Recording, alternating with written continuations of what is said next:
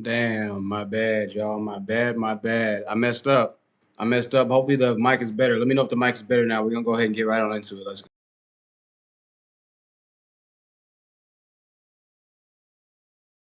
MVP and I'm finna ball. Walk in with some blues, bitch, I blew 'em all. You only live once, that's the way this shit goes. Fuck the ass haters, bitch, I'm through the show. Fake fans always hating, that's a real nigga, bro. They don't give a damn, a nigga made it from the bottom. I see it, then I fix it, and I solve it. I see it, then I off them, yeah, I got them. I got problems bigger than you little niggas' problems. I've been fighting daily just to stay up out the coffin. I see you niggas watching. Yeah, I see you niggas plotting. Throw it to a piece, you don't like my father, feel like flossing. I'm on my CEO shit, I get the boss. And my phone is so retarded. My shit is on banging, that's regardless. I'm flying in a spaceship out of space like Haley's Comet. I'm cooler than the coolest freezers watching baby mom. Really, I don't kick it with your mamas. Cause niggas quick to off that baby life. I'm MVP and I'm finna ball. Walk in with some blues, bitch, I blew 'em all. You only live once, that's the way this shit goes. Fuck the ass haters, bitch, I'm through the show. Fake friends always hating, that's a real nigga, bro. They don't give a damn, a nigga made it from the bottom. I see it, then I fix it, and I solve it. I see him, then I off him, yeah, I got him. Live your best life, cause you're easily forgotten. And put that phone up and hate that pocket watch. All that like John Stockton. Take a check and take a jet to Southern California. Take a check and take a jet to Southern California. To Southern California. I don't mean to ignore you, but really you're too boring. MVP and I'm finna ball. Walk in with some blues, bitch, I blew 'em all. You only live once, that's the way this shit goes. Fuck the ass haters, bitch, I'm through the show. Fake friends always hating, that's a real nigga, bro. They don't give a damn, a nigga made it from the bottom. I see it, then I fix it, and I solve it. I see it, then I off them, yeah, I got it.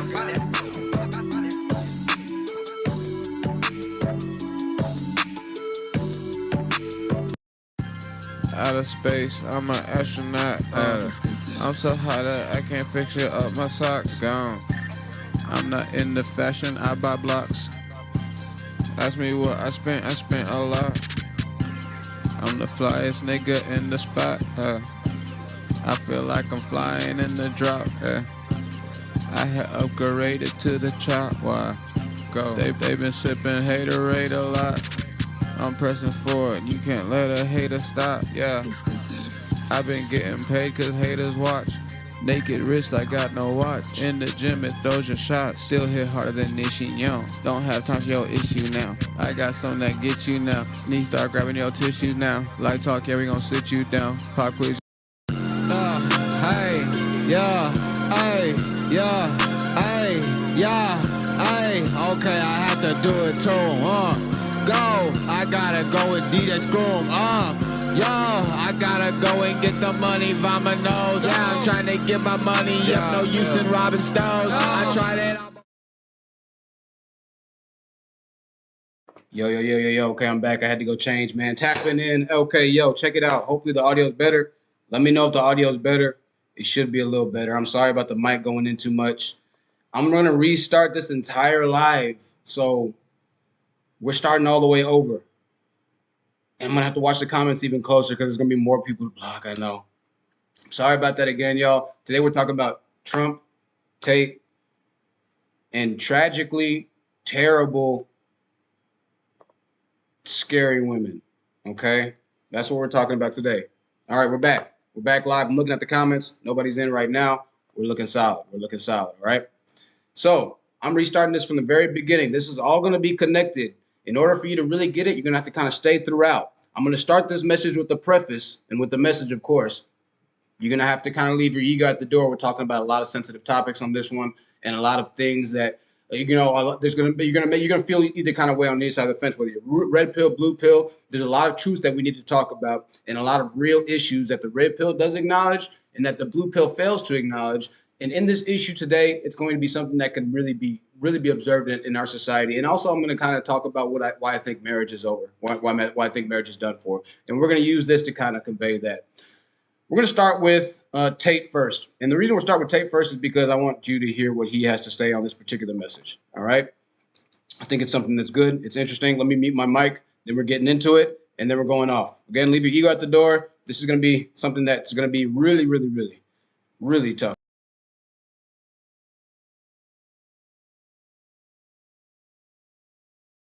Managed to pull it off. And people go, how'd they do that? Because you made God happy. I want you to submit to me your vision for your dream life. Every time I ask somebody what their dream life is, they give a very lazy, sloppy answer. Well, I want to be rich. How rich? What does rich mean? How much money? Is it in liquid cash? If you want to be on camera, you want to be behind the camera, you want to do radio, podcast, whatever it is, this is a pro. Is it in stocks? Is it in crypto? In which country is it held? How do you diversify? In stocks? Is it in crypto? In which country is it held? How do you diversify to protect yourself against matrix attacks? Who's your accountant? What's the name of the banks your money's held in? What are you going to buy? For you to become rich and successful is going to require pain and suffering. And you have to understand exactly what your dream life is to make the pain and suffering worthwhile. Think about it. Have you ever been to the gym and seen a person in fantastic physical condition? They're strong, they're ripped, they're large. And you say to them, how did you get so big and strong? And they say, I don't know. Oops, it kind of just happened. Or have you ever found a really rich man or a very successful man and said, how did you become rich and successful? And he goes, I don't know, bro. I just woke up one day and it kind of happened and now I'm living my dream life. No, there is a very detailed plan and roadmap. For you to become strong, you must eat a certain way. You must train a certain way. For you to become rich, you must earn money a certain way. You must understand exactly how you're going to make money, whether you're going to be a public-facing figure like me or a man of the shadows with millions of dollars. Unknown, but extremely powerful. You have to design your dream life. What house are you going to live in? Who's your woman going to be? Is she blonde? Is she brunette? What car are you going to drive? Have you even gone on the internet and spec'd your car? You can design your dream car right now for free on the internet, and you can choose the color, you can choose the wheels, you can choose the carbon. Is it a Lamborghini? Is it a Ferrari? Is it a McLaren? How much does it cost to the dollar? You talk about your dream life. You don't even know what your dream life is. How do you expect to get to a destination when you don't know where you're going? Do you understand? I designed my dream life long ago, before I was known, before I had anything, and I worked very hard with a very concise, very detailed plan to ensure I ended up exactly where I wanted to be. And you're not going to end up where you want to be if you don't know where it is. So, for that reason, I want you to submit to me your dream life. I want you to be as detailed as possible. Do you have children? What house you're in? What your woman looks like? What's her personality like? Where did you meet her? What kind of person is she? What car do you drive? Who are your friends? Who are your network? What kind of men are you hanging around with? How are you making money? Are you known? Are you not known? What is your ideal job? How much money do you want to make a month? How much money do you have saved? You have to understand exactly what your dream life is. This is more than just an exercise in understanding how to become a successful person. This is an exercise in life. Without diligent planning, without concise, compendious plans, the chance of you achieving nearly anything is zero. So for that reason, I am asking for you to submit to me your vision for a dream life. God is watching.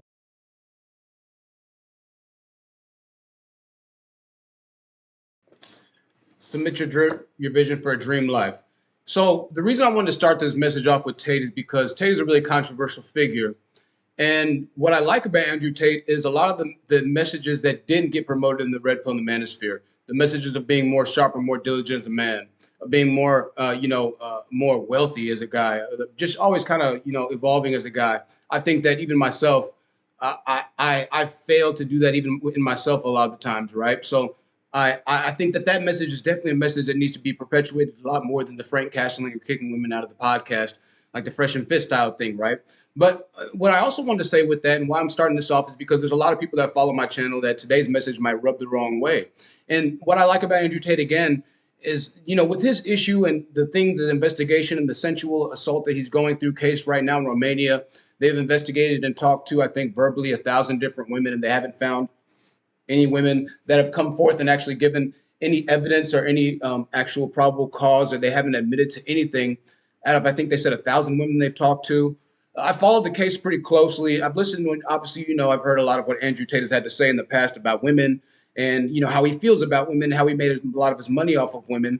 I've heard both sides, the gargantuous, sarcastic side, as well as the very reclusive, conducive, and professional tactic business side, like the video that you just got done hearing right there. But I think that overall his life does operate more conducive to the business, masculine, alpha type, conducive, and, really, what's the word I'm looking for? Conservative, almost, to a certain extent. Let me check the comments because I know I have, one solid hater right now that's definitely going to be in here. Okay. Yo, let me go. So anyways, let's get back to this. A lot of people on this channel aren't going to necessarily like this message because I've been spitting more blue-pilled rhetoric. But again, I want to make sure that we start to get into the conversation of reality here, because even in my own personal life, I'm experiencing the reality of what the red pill talks about in a lot of different ways. However, the solutions aren't always there in the red pill. We're going to get to the purple pill, which is why, anyway, we'll get to that later. Andrew Tate is being investigated. He's been freed right now, and he's going through the trial. He's getting ready to go through the trial. I think he's still in house arrest, but he's still speaking out against the Matrix, and he's making his stand that the world or the Matrix that we live in is operating under this false pretense, if you will, and that there's a lot of things that are screwed up. And I'm going to admit to you right now that, yeah, there's a lot of things screwed up. And the reason I'm talking about what I'm going to talk about today is because I believe that marriage is going to be done for. I believe that marriage is done for, especially in the community. Marriage is already done for in the community. But from what I've experienced, the few people that actually do have the want or the desire, or they do want to actually get into the relationships, a lot of the times our selection is so, bad and so lacking, and obviously the women, we've talked about this on the channel, that you don't have an option a lot of the times to get to the best healthy emotional type of relationship in the community, which is why you see a lot of people talking about dating outside of your race, yada, yada, yada. So for us, even in the community, marriage, I feel like, is already over within ourselves. And I'll be honest, we can't even get on live stream panels and have conversations as black men and black women without, things just disarraying into complete, mayhem and hell, Mad Max style. A lot of the time, because we're so turbocharged. But aside from that, and I'll get back to Tate and how this relates to Trump and to these terrible women we're going to talk about here in a second, crazy cases. Aside from that, the alternating issue, or the other side of the issue, or the more issues, conversely, parallelly, horizontally, is that there's so many mental health issues going on right now that even if people want to be in relationships in the community, they feel like they can't. I'm going through that right now, where somebody's trying to, claim that my mental health is just in a complete, whatever abomination or abnormality. That's the word I'm gonna throw out right there for them. I'm going through it, and I've experienced it even in my own personal. I'm THT. I'm the honest truth. I'm always going to be honest with y'all. I have to be honest with y'all. I'm starting to see, and I'm starting to realize some of the things that the red pill has been talking about and saying. And one of those things is mental illness. And I feel like Kevin might have been trying to kind of talk about it one way, and he just was, he was far off with his approach. If you're handling mental illness within or trying to have that type of conversation, it has to be had a very tactful and specific and delicate way. Unfortunately, sometimes you can't have these conversations delicately. And I think that is where this message might start to get lost with a few people, especially on my channel. But going forward, Andrew Tate, whether you like him or not, his influence is something that's undeniable. And that's something that I recognize inside of Andrew Tate. I recognize the fact that these teachers in the UK are having to put into their curriculum now teachings to say, don't listen to this man because he is misogynistic. He is masochistic. He is a narcissist. He is a bipolar. He's this, he's that. They're trying to align all these negative stereotypes to him, or negative issues to him, or negative, tactics to him, in order for people not to listen to him. And it's having the converse effect, just like it's doing with Trump. We'll talk about Trump in a few minutes. We'll probably talk about the women before we talk about Trump. Just let me know what you want to talk about. You can donate too if you want to on the channel. Again, let me know if the audio is okay. It should be better now. So both of these guys are really, really, really, whether you like them or not, very influential people. And whether you like Trump or whether you like Tate, they're both kind of self-made. Trump has done very well for himself, whether you think he had money coming from his father, his late father, who was very, very, very wealthy and self-made himself, or whether you think that he was, just, whatever, a rich self-made man, and he's done everything himself. He's excelled in a lot of different ways outside of, these charges and outside of the negative stereotypes that have been addressed to him, right? And just like that, Tate has been excelling continuously outside of the negative stereotypes, even so much that he's on house arrest right now, and his message is being more broadcasted as the most, and he is the currently most, I think he was at least the currently most Googled man in the world, right? So it's having this converse effect, adding this negativity to what's obviously this outstanding type of chosen one type of dynamic personality, right? And let me say this, if you're a guy right now, particularly if you're a guy, I'll just speak to the guys, and you know what, I won't say that. If you're a guy or a girl, and you are an empath, you are a person that people want to be around a lot of the time. You are powerful. People listen to your words. You have influence. Maybe you are an influencer.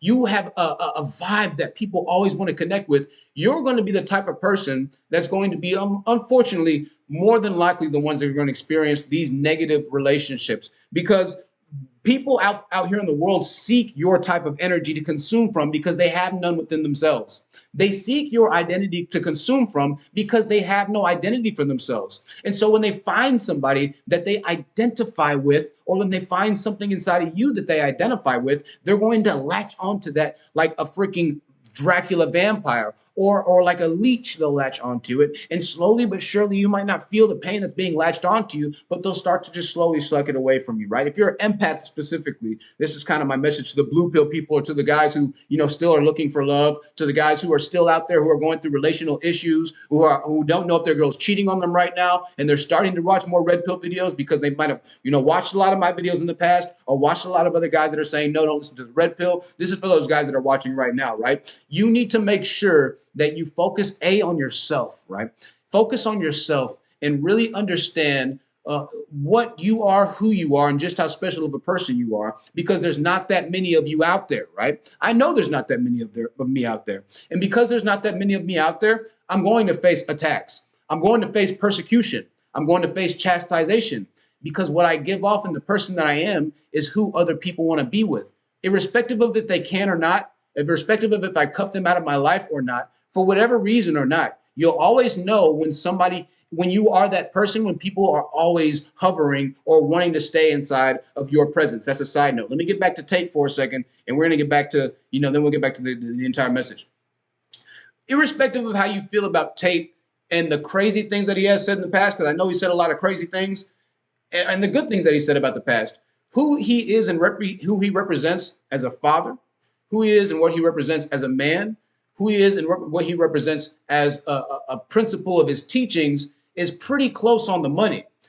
He's very spot on. So that I have to give to him. Who Trump is as a man, president, who he is as a father, a business dude, who he is as just a character, if you will, backs up the message that he says. So I got to give it to him. And I think more people are starting to respect Trump, which is why his poll numbers are going through the roof, even though they have 100 and something indictments against him, right? And of course, no pun, for lack of a better joke, his black poll numbers are going up to the roof as well. So, but having said that, reality has to acknowledge itself, or it does acknowledge itself at some point or another. And then you have these really contentious figures, right? These polarizing figures. So getting back to this marriage and this mental health thing, what the red pill tried to put on Front Street was that all women are like this, and that all women have issues and that they're all crazy.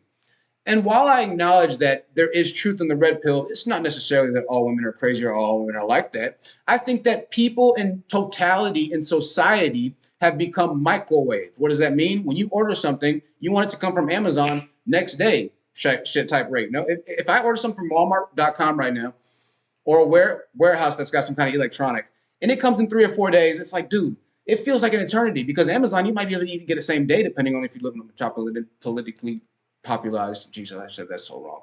I'm a little tipsy. I'm sorry. If you live in a really densely populated area, you might be able to get it the same day. And that's amazing. I would be remiss to say that even I don't like that. I love being able to order something and getting it that same day or the next day. It's very convenient and it's nice, right? So to a certain extent, I myself have to acknowledge that I might be part of the microwave problem of society. But I also have to acknowledge that I'm a bit different, because I'm a bit more introspective. I would classify myself as a bit more unselfish, a bit more, bird's eye views at times of my life, right? Maybe more than most. And I think that that's reflected by some of the views that I've gotten on the past videos where maybe my take has been, agreed upon by a good amount of people, right? And you might have had that as well. Or maybe you're that type of person again where people just, you want to hear out from you, or they always want wisdom from you because they value your opinion, they value your input. So I look at myself as saying, okay, well, you know what? I'm being fair with myself. I'm being honest with myself. Okay, let's look at how things are. Most people in society don't have the ability to do that. And if they do think they have the ability to do that, they're looking at it through skewed bifocals or through Polaroid vision. They're not looking at it from a clear-eyed, brand new set of prescription glasses. It's their cracks in the lenses, and whilst they can still see the object through it, it's kind of like that dandelion growing through the war-torn Blackistan environment that we talked about. Not having a woman being able to grow up in the hood, and she might not be the most feminine because these niggas definitely ain't the most masculine in a lot of ways, or they're definitely not the most hospitable, or they're definitely not the most respectable, right? Because they've grown up in such a hellish type of disarray to where abnormality has become the norm. And then being normal when they go and see white people, it's a joke. Like, man, when I go, I'm gonna go move with the white people. I'm gonna go, hey, Tom, Jerry, right? We joke about that, right? But that's normal for a large portion of Western society, right? Now, we are in America, even though the black people want civil war to go down right now. I don't know where the fuck they plan on going. We're 14% of the population, and I don't know, half of the fighting niggas are locked up. So, anyways, that's neither here nor there. Or they can't own. That's neither here nor there. Let me check the comments really quickly because I know the comments probably going fucking crazy. Okay. Yeah. Hide user from channel. Okay, cool. Okay, so this is what I'm talking about. Look, even look in my chat, right? So there will always be somebody, and this is the perfect example. There will always be somebody that's inside of the chat that's always trying to pin negativity, whether true, false allegations, if you're doing what you're meant to be doing, or if you're doing something that they don't agree with, right? Again, perfect real life example. And this is why I respect Tate. This is why I respect Trump. This is why I respect President Trump. I'm sorry. This is why I respect Alex Jones. Probably shouldn't have said that for sure on my stream, because they're relentlessly attacked, but they continue going on with their message in spite of.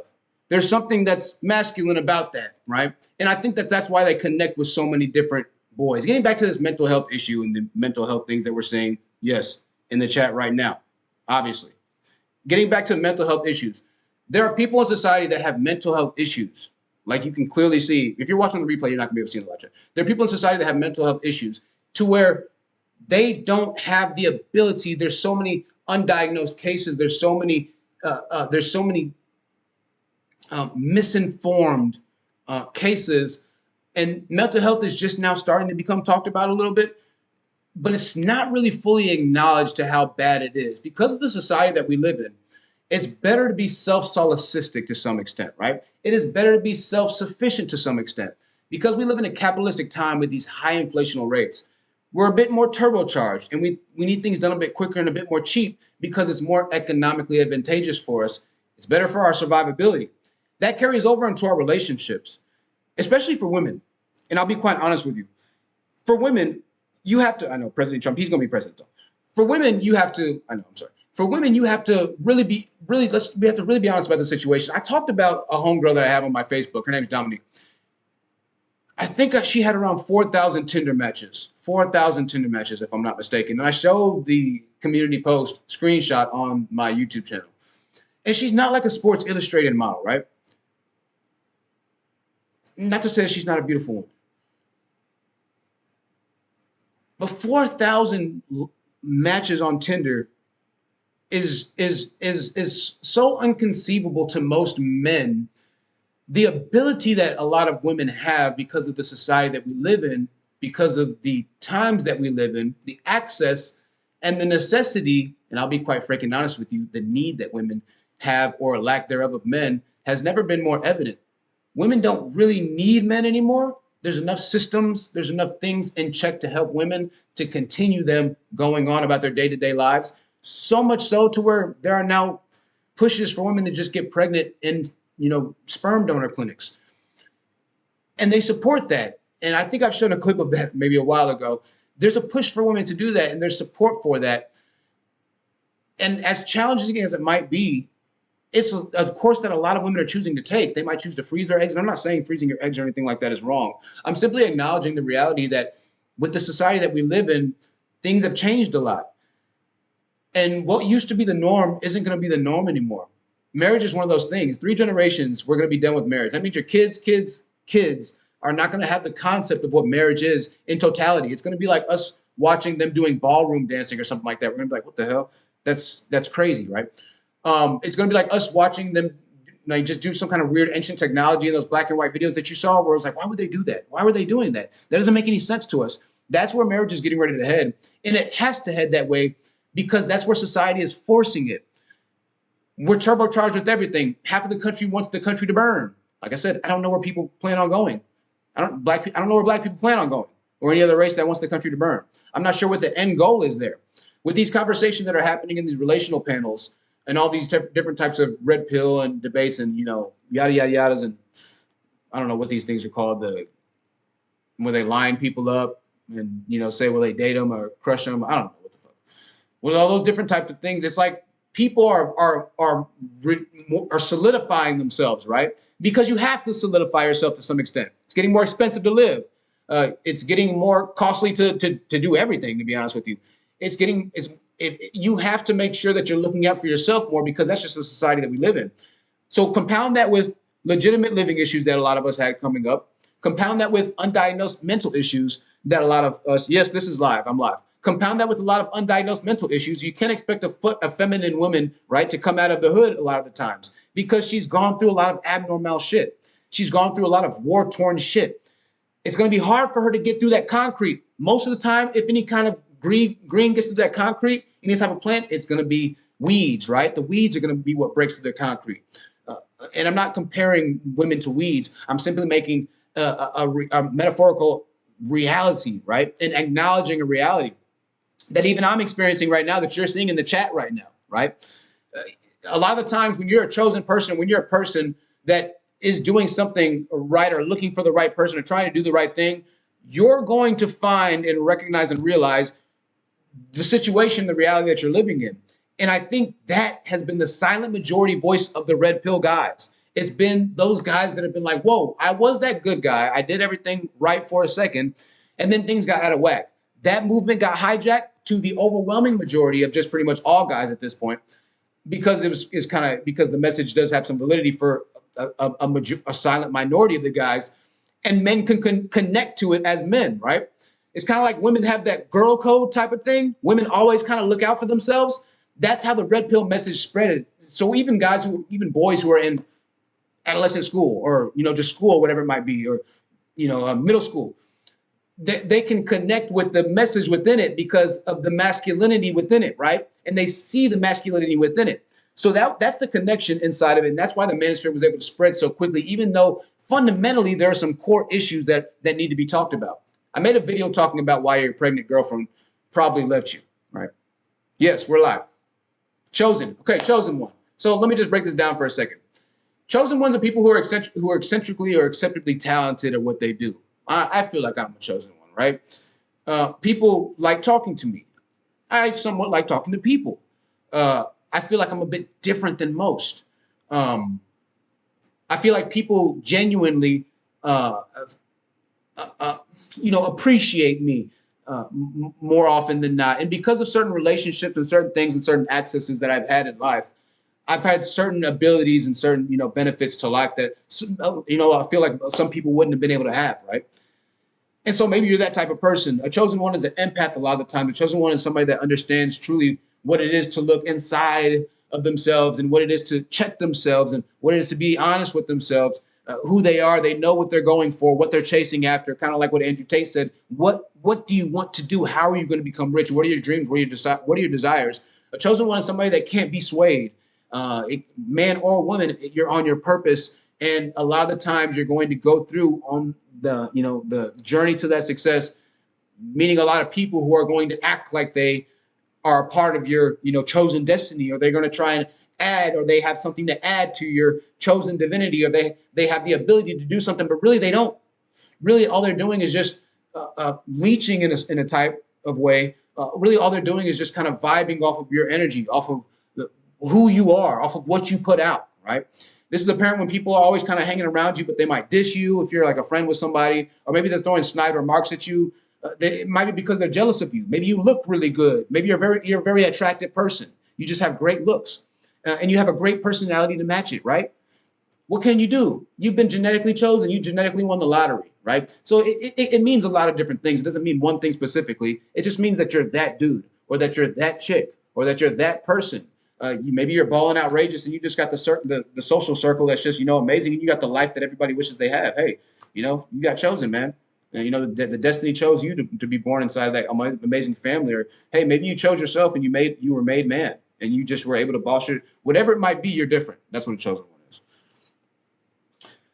Then you are not chosen if you reiterate someone else's points. No, not necessarily. That doesn't mean what that is. You can reiterate somebody else's points and still be chosen. Most of the time, people aren't going to have their own points to iterate in the first place. But if you're reiterating constantly something that somebody else says, then yeah, that's not your own points. If you have your own train of thought, you have your own way of thinking, your own way of conveying things, and you have your own methodologies and your own kind of constructive, bridges that you kind of have come to conclusion of, and people find that fascinating, people will let you know, bro. Copycats, for the most part, don't get followed that much in society. Original people get followed in society, right? People who get followed and who are desired to be around are unique. You know what I mean? So it's not necessarily even about what you're saying or about it's about who you are. I think you're kind of missing the point of that. A lot of things that people might say, you might have heard somewhere else before. Very, very seldom will you hear something that's completely earth-shatteringly revolutionary, where it's not like, oh my God, I haven't heard that concept before in that way. Very seldom will you hear that. Most people don't have the ability to be that creative, if I'm being honest with you. When I say most, I mean 99.9% of people don't have that ability to be that creative. You know what I mean? Most people don't have that intellectual fortitude, man. I'm not saying I do, but most people don't, right? So I think I do, to be honest with you. But that's neither here nor there. You're different. However you interpret that, I'm sure you see yourself different. So I'm sure you see yourself as a chosen one, right? And that's fine. I'm not here to tell you whether or not you are. I think that your life is a reaction of whether or not you are, right? So let me go ahead and move forward with this. Let me talk about some that's really important on the side right now. I was going to talk about Trump. But right now it's time to talk about Dalia Dippolito, all right? Talking about Dalia Dippolito.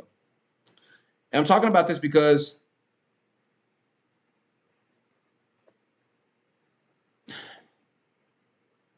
for the chosen ones, or for some people, there are going to be people that are put in their lives and meant to completely screw it up, all right?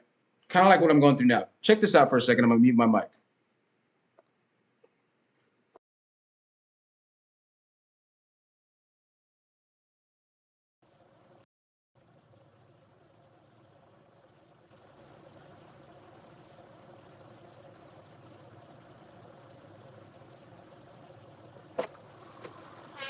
Hey. We're staying in here, right? All right, yeah. Okay. We're going to talk, get some stuff out the way. Alright. I'm going to tell you how I'm going to do it and what exactly is going to be done. All right? And if you got recommendations, what you want, what you know about him. Dude, is he your husband or something? Boyfriend? Your husband? How many y'all been married? No, for real, because the thing is, after I talked to you today, this phone garbage. Okay. You won't be able to get a hold of it. I just want to make sure that, it's what you want. Sure you want to kill this dude. Do we really have to? All right. It's just, I'd rather be as less, whatever Okay. with you. All right. All right. This would be the first of a total 15 times that Dalia would look directly into the hidden camera. So, it's Dalia Dippolito. This case is crazy. So, Dalia Dippolito was in the car hiring a hitman to take out her husband at the time. Her husband was with the wife for 7 years. And I got to be honest with you, the red pill talks about this 7-year itch, right? But it speaks about it in the terms of women leaving the relationship and the marriage after 7 years, not necessarily men. I think it can go both ways. From what I saw in my limited research on this, Michael, the dude that this woman hired the hitman for, was having relationship issues with his wife. Dalia was an escort. And so he was having relationship issues with his wife. They were getting ready to split up or divorce. They divorced. He married Dalia. He got with Dalia. I think 2 weeks later, he got married to her. Something crazy like that. So what does it say? Maybe he's a blue pill guy. Maybe he's a really blue pill type of dude who was a lover boy. He falls in love quickly. Maybe he was cheating on his wife at the time, or he was just a horrible person. I don't think he was that type of dude. And why I say that is because in a second, we're going to listen to what Dalia's police investigation ended up being, because that dude that she was talking to was an undercover cop, undercover police investigator. I forget how it all went down, but somehow she got set up. So somebody ratted on her. I think she ended up telling somebody that she wanted to get her husband murked. That person thought about whether or not he actually wanted to go through with it. And then I think ended up telling the police because he was able to get some kind of reward. Then they set her up. She hopped in the car. She gets arrested. So we'll get to what she has to say. But again, understand that this came completely out of left field. And this is something that I've connected to twice now, where a woman leaves you completely left field and you're just like, what the fuck? What the fuck just happened? I know I'm a smart guy. I know I'm not a perfect guy for sure.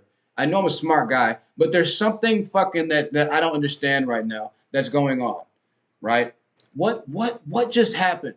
Maybe you're watching this and you're in that relationship. Maybe you're a guy or maybe you're a girl and you're watching this in that relationship and you're like, I don't know what's going on, but I know that I'm doing the best I can, and there's something that's just not adding up. This is where the red pill, I think, starts to come in a little bit, because there's some truth here and there's some factual stuff here. Dalia came from a lifestyle in Miami that probably wasn't the best lifestyle to pick a woman up from.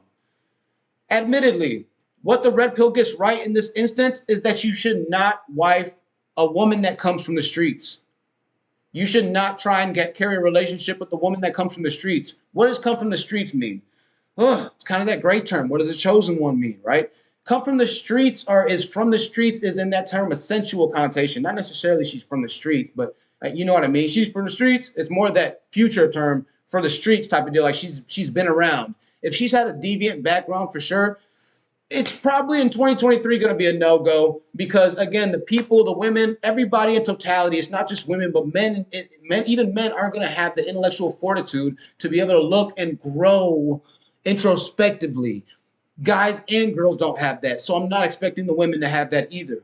And the reality is of it again, just like Dominique, my homegirl, who's a tattoo artist, who I'd rate a solid 6 out of 10, who has 4,000 matches on Tinder. I mean, God almighty, if she has a slightly skewed compass and it's the wrong type of day, or, the dude just has been off of his game for a minute, 4,000 matches? The reality of humanity starts to be brought into existence in those types of situations. And you have to start to be honest with yourself. And I think a lot of guys have had those situations. And again, going back to that Tate thing, even if the guy hasn't had the situation, I used to talk about why is it so fascinating even with the guys that don't have girlfriends? Well, because they connect with the message even still throughout. They still have pain being afflicted to them through and by women, from women. If they haven't had a girlfriend, or if they've had their heart broken from a girlfriend, either way, they're heartbroken because they're not that guy. Maybe they're not just the chosen dude or that chosen one or that really popular dude, that alpha dude, the tall dude, the good looking dude, the dude that's got social money, credit, background, whatever it might be. Maybe they're just a normie, or maybe they have some sort of, issue going on where they're just out of there. They're going to connect with the red pill, even if they've never had a girlfriend. So there's that connection there. Let's go back to the mental health issue for a second and talk about this. We're going to play Dalia Dippolito, and we're going to play her conversation with her husband. Check this out. How in the hell did I hear it and see it? I heard what you heard. It's not true. I heard what you heard, and I saw what you saw. Everything they showed you, they showed me. And how is it not Heard, and I saw what you saw. Everything they showed you, they showed me. And how are you telling me that? I am giving you my word that it's not true. what do you, Dalia, I couldn't help you if I wanted to. Like, please, I need an attorney. Can you please help me? It's not true. Your brother was here, and I spoke to him, and he's going to go talk to your mom. I called them for you already, right? This is not true. I heard, Dalia, too. Like, how do you explain what I saw and heard? Like, I am limited on my phone call. You know more than anybody. It's not true. Just give me time so I can talk to you. What did it say? I saw it. I heard it. I saw what you saw, and I heard what you heard. Okay, what the f***? You said you wanted to have me killed. I heard that. What's the problem? That is not How is true. it not true? How can you believe that? I heard your voice. How can you believe it? What isn't the point? I heard you say it. It's not. I heard what you heard, and it's not. What did you do? On the phone, I will tell you when I see you in person. Please. You're not, I can't come there anyway. I'm not allowed there. That's not true. Who said that? They tell you that on purpose. That's not true. I don't know what you could tell me. Even if, let's pretend, I said, oh, it's all better. My bad, my bad, my bad. My bad. We good? Shit.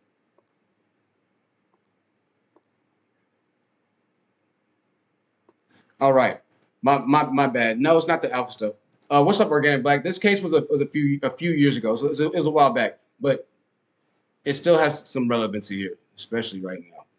So, even after there was proof and there was evidence brought forth to Dalia in this case, she didn't have the mental capacity to grasp what was going on, right? She wouldn't mentally accept or admit what was going on. Dalia is what I've experienced twice now, right? And I'll be quite fair and honest with you, twice. Is what's known as a bipolar personality disorder. Bi, meaning two different ways. I don't know what the polar part means, but I'm just going to bro science it and assume that it's just the polarity of the oppositions, the polarity of the dynamics between the two relationships that are being bied or split apart inside of the brain. I've been doing a lot of research on this because if you've been seeing videos put out on me or comments on my channel claiming that I'm a million different things, then this is why I'm making these types of videos right now, right? Because there's a big mental crisis that's going on in the community and in the community. And this is why marriage is going to be marriage is done for, right? For sure. But in this case, in this mental health specific case that I've experienced for myself, you could have evidence of a person doing wrongdoing, but inside of this person and inside of this woman's mind, in my case, there's something so off to where they're denying it even amidst evidence that you're giving right to them, right? In Dalia's case, she knows that she's on camera, and she knew that Michael, her husband, saw the video of her admitting to wanting to have him killed. But even then, she's defiant to the end. This is absolute insanity if you're thinking about it, right? This is madness. And this is what some guys go through who don't understand or see the danger, predatory tactics, or nature inside of some women. This is not about alpha anything. This is about reality at this point, and about the reality of a lot more people coming up because there's an issue going on right now. The Manosphere talked about this issue for a second, but they convoluted it with a lot of other different issues, and they're convoluted themselves. We've talked about that issue as well. Another reason why I'm saying marriage in totality is going to be done in 3 generations. So going back to the women specifically dynamic, though, because I'm connecting with this now, where even if you've tried to fix a situation, you might be in this type of instance as a guy where you've done the apologizing or you've admitted to whatever type of wrongdoing, whether you've done it or not. I'll be quite honest with you, because in a lot of these cases, in these extreme cases, in a lot of these cases that aren't this extreme, but I'll be honest with you, we see this happen a lot, right? I've seen this happen, not a lot, but you're going to see this happen a lot more. We've seen this happen a good amount of time. I'm not going to lie to you. And a lot of these cases that are going to start happening a lot more and validating the Manosphere, it's it's not the issue necessarily at hand that they're talking about, but they're right about an issue. You know, they're definitely right about an issue. Whenever you have the opportunity and the ability to do something, it makes the choice and the selection harder. And I want you to understand this. I'm not trying to rag on women in this case. And this is where the message kind of gets lost. Like, oh, this is about the alpha thing. It's not about that. Imagine you walk into a candy store. And then this is a red pill teaching. Coach Greg Adams has talked about this. I'd be lying if I said he didn't. Coach Greg Adams has talked about this. He's a red pill content creator. Imagine you walk into a candy store and there's 1,000 different flavors of jelly beans or Skittles in my case. I love Skittles. Say I had the chance to go to the Skittle factory because they're like, man, we saw your YouTube videos. You're awesome. You're a hot girl. You're awesome. Hey, come hang out. Come to the Skittle factory. I'm like, okay, I want to go to the Skittle factory because I love Skittles. You go to the Skittle factory with all intentions to just enjoy the Skittle factory. But when you get to the Skittle factory, even in my case, you're going to become overwhelmed.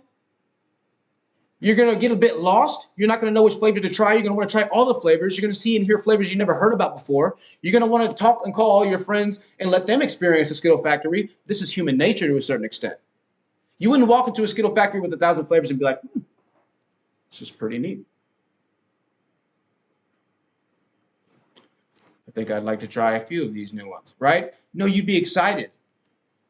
Replace the Skittle factory with whatever your favorite hobby is. You like video games, or say, I don't know, your favorite designer game studio factory. Whatever it might be. You like Coach purses, say it's a Coach factory with 1 million different designs, and they say you can choose 10,000. You can choose 5 of them. You can choose 5 of them. They got 10,000 different designs. Louis, Gucci, whatever.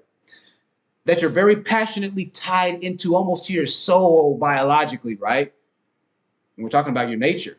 What you admire, who you are, at your very core, what you desire, whether consciously or subconsciously, what you work, what you live, what you grind, what you're getting that money for, who you are definitively, and what you define yourself by.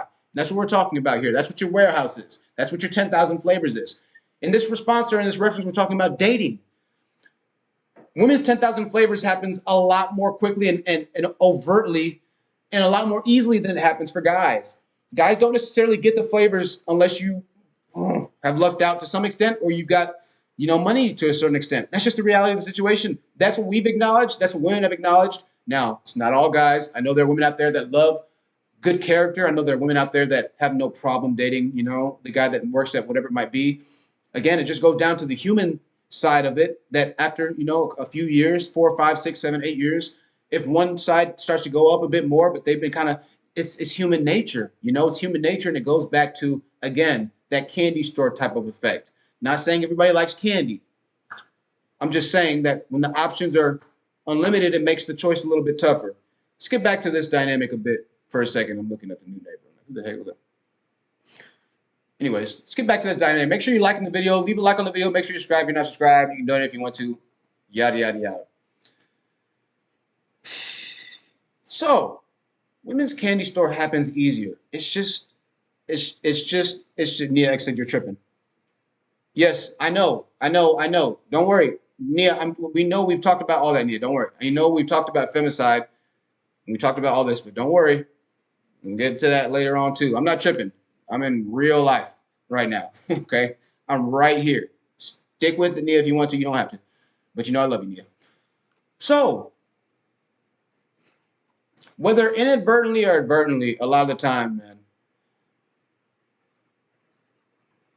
you as a guy have to be more diligent. And this is where Trump, the manosphere, the red pill, kind of has legitimate legs, right?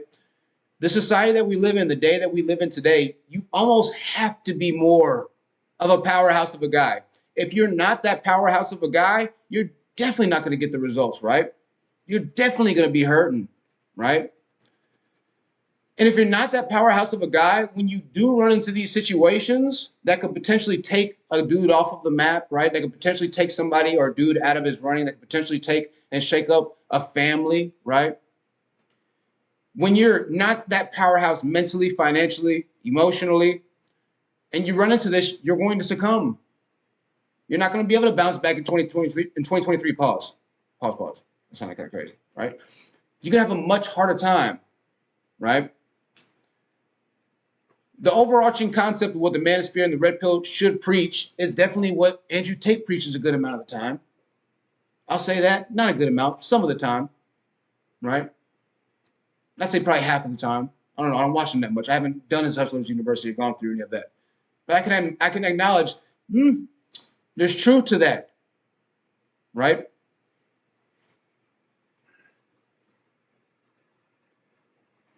Nia said, can you highlight a fucking...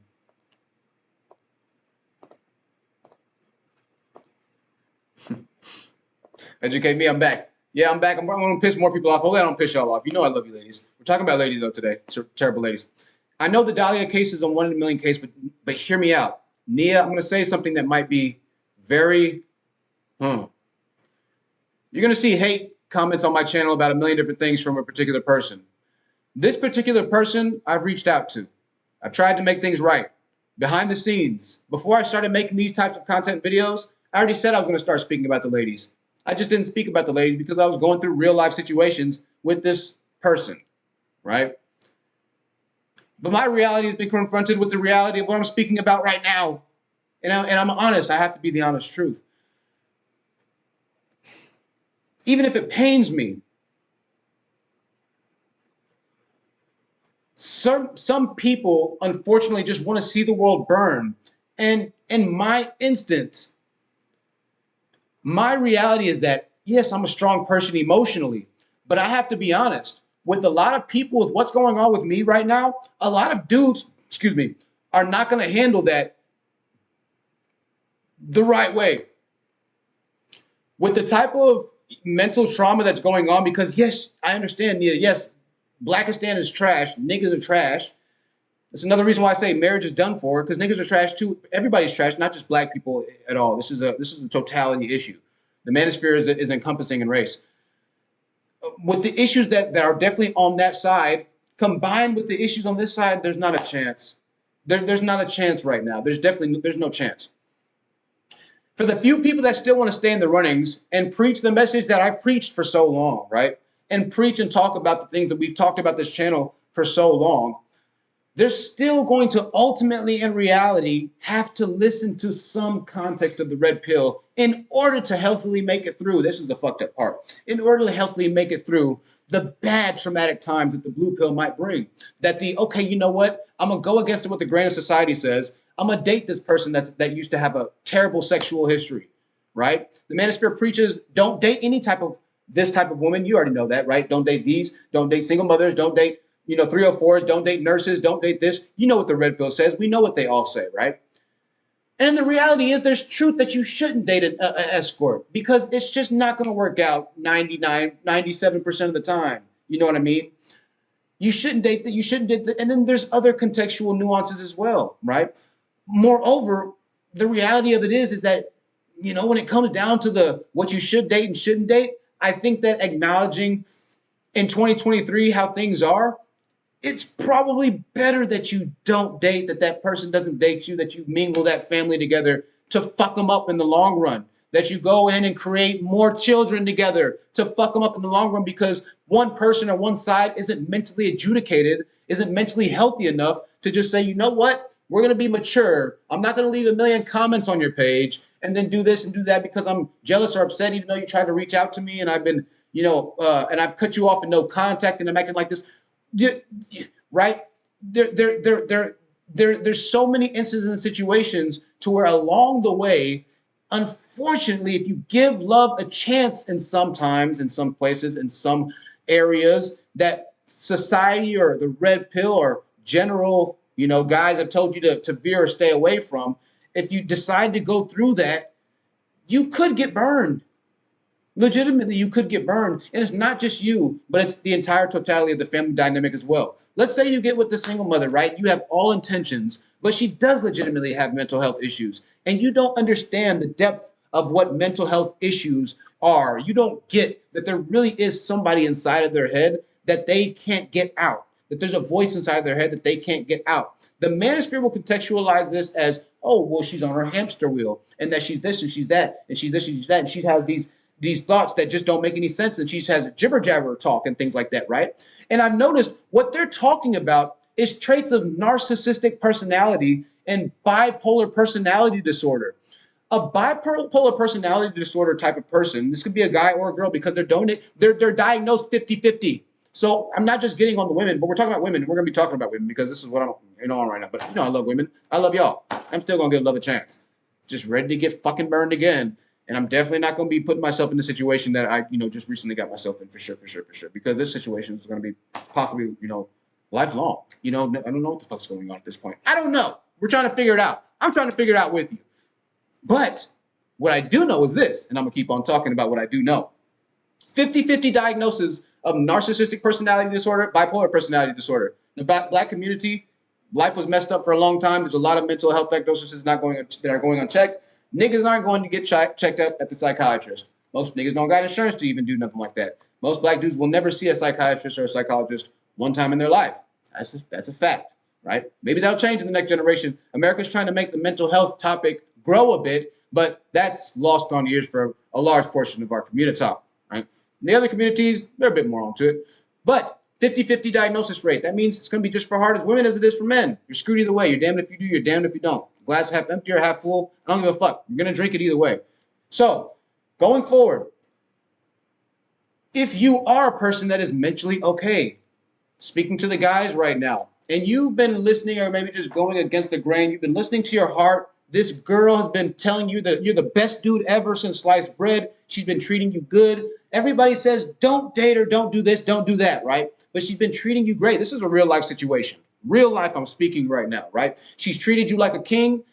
She gave you your flowers. She did this, she did that, she did this, she did that. And then all of a sudden, one day, things change, right? And you don't know why things change. But she starts to give her reasons, yada, yada, yada. If you're a woman, you might accept that you've done this before. Maybe you haven't. You might acknowledge that you've done this before. Maybe you haven't. Maybe you truly haven't. I don't know. But if you're a woman, maybe you have a friend that's done this, right? And I've heard women on my channel speak about this. I told you that the reason that the first girl left me was because I just, I failed to grow as a man. I failed to do this and I failed to do that, right? But then there's something also past that, right? Where no matter what you do to a certain extent, you're going to be dynamically cursed because there's a mental issue going on. And this is what the manosphere tries to peg as normal that happens within women, that all women are hamster-brained.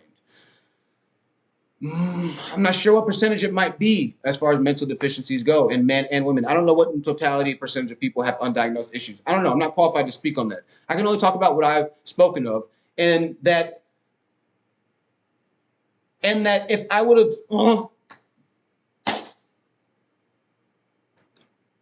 I'm going to say this on live. If I would have listened to every single mantra that the manosphere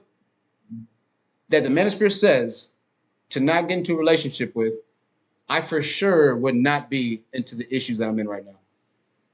If I would have listened, and I'm saying, and I'm just THT, honest truth. Coach Greg Adams is going to be like, this is crazy. This is the honest truth. If I would have listened to every single don't date women that XYZ stereotypical thing, I wouldn't be in the issue I'm in right now. So where does that leave you? Purple pill, essentially. No, I'm not giving up on love. No, I still like women for sure. But I have to acknowledge, And I think that's the tough part in that, and we're not gonna keep going. That's the tough part in, a lot of, the teachings that we say here, because even on my channel now, even after I per se blocked the person from the channel, right? If I were to spit a message that I continued saying, hey, niggas are bad, black man bad, orange man Donald Trump bad.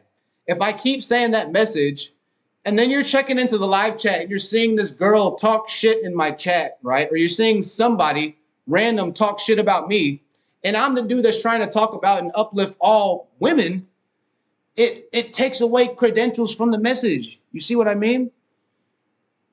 Because it's like, bruh, you have girls in your chat right now that are saying they want to send you to jail, that are saying you're, I don't even know, I don't read all the chats, I just delete them every time, that are saying you're this, and this. We can't take you seriously. So I'm like, okay, well, fuck. I can't even say that truthfully. I can't say that without integrity or integrity anymore. With integrity. I can't say it either way. Because the reality of the situation is very apparent, you know? And it's screaming on the screen, on the keyboard, or in the live chat, or in the comment boxes of just about every single video that I'll post, right? So, again, getting back to Orange Man bad, Andrew Tate bad, masculine bad. Not necessarily. Let me show you another video. Let's watch this. Title of this video is Nobody Knows Why She's Banging at 3 a.m. 12 a.m. Here? Is this person in the white car family or friend? Where? Is this person in the white car family or friend? Where? Who's this? I don't know, sir. That might be who she is. Okay.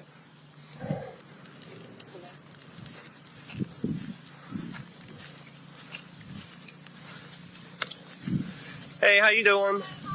Hey, can you step out of the car for me, please? Yes, I'm here. Go ahead and step out of the car for me, please.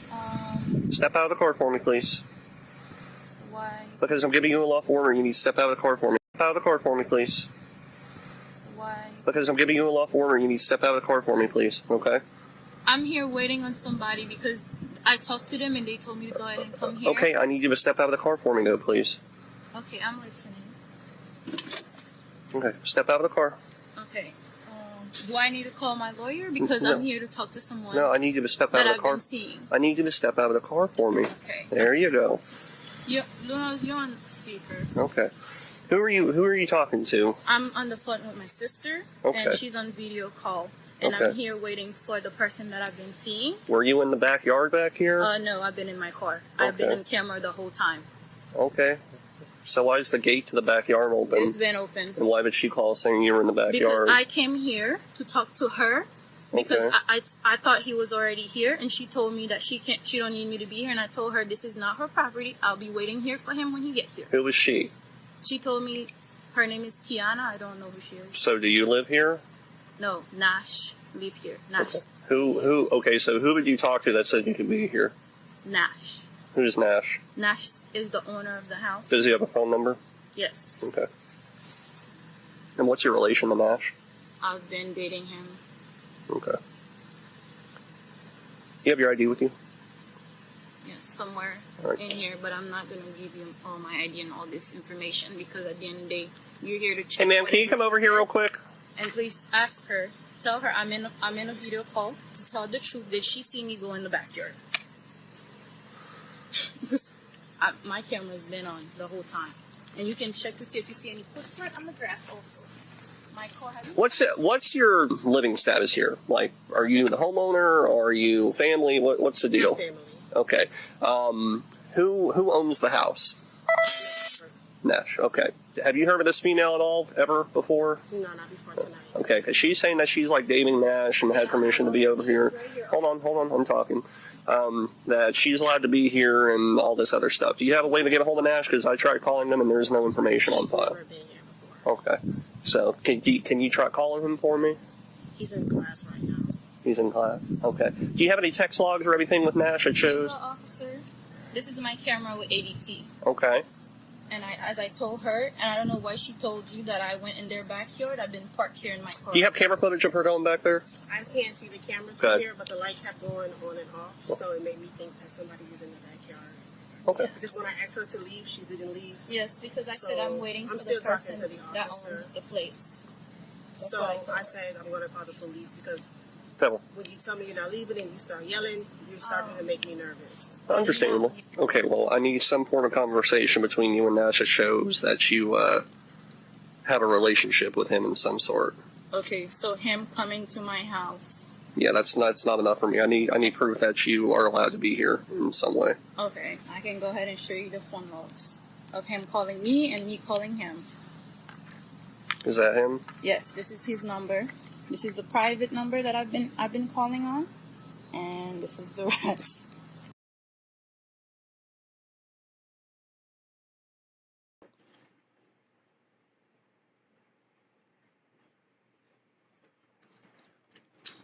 Okay, so we're pausing for a second. Nasty. Nash is the dude that is apparently dating both chicks right now. He's that guy. He's the chosen one. He's got money. Reality is, in 2023, if you got money, you could date multiple women. That's just the way it goes. There are going to be women that don't have a problem with it. There are going to be women that have a problem with it. I've talked to women who are subscribing on this channel who don't have a problem with the guy dating multiple women outside of them, so long as he doesn't bring in many STDs. And I've talked to women on the channel who wouldn't go for it no matter what. I've even dated, even somewhat recently, women who have contemplated, they told me that they were considering polygamy as one of the reasons that they chose to leave. So, I don't know. I just know that according to my own life, there are women who have no problem sharing a man. And even recent relationships of mine have told me that they didn't have a problem sharing a man, that they were interested in polygamy. That's the God honest truth. I put that right hand to Jesus Christ himself. And I'm not trying to condemn my soul to hell. I wouldn't lie on no shit like that. I had a girl recently tell me that she's considering polygamy.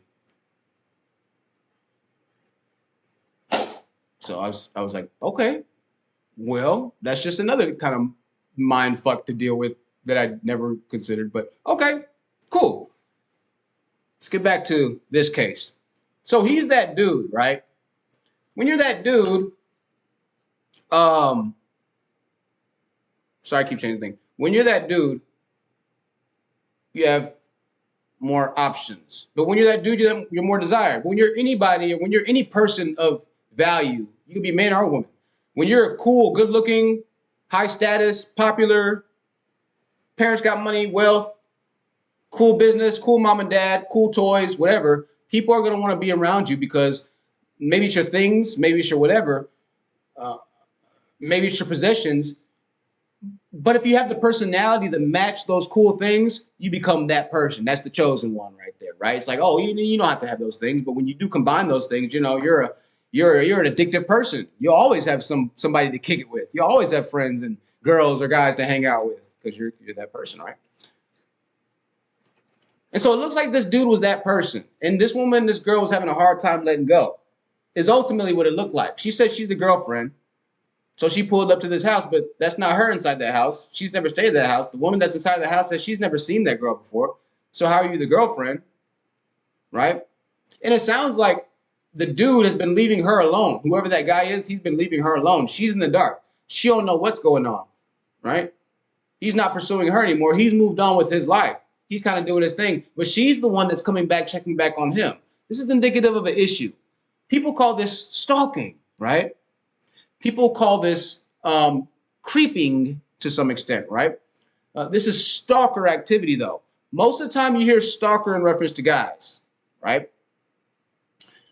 And the reality is, a lot of the times, in these types of situations, like what you're seeing now, if this guy just completely left without a single trace of letting her know what's going on, yada, yada, yada, this, and that, then that's one thing. And I think that that's something that's like, wow, that's really tough and that's really hard to deal with. It's not the case in this instance, right? But in that case, we'd have to give her some credence and understanding like, okay, wow, this is really tough. This is a hard thing to deal with. I can understand her wanting to go through and swing through the house and trying to find out where he lives. Even if that is stalking, that would make sense, right? Even if that is stalking, that would definitely make sense. You would want to know what was going on with this person that you just loved or that you were in a relationship with. So maybe this is completely just taking her and the sails out of her wind. We'll come and find that out in a few seconds, right?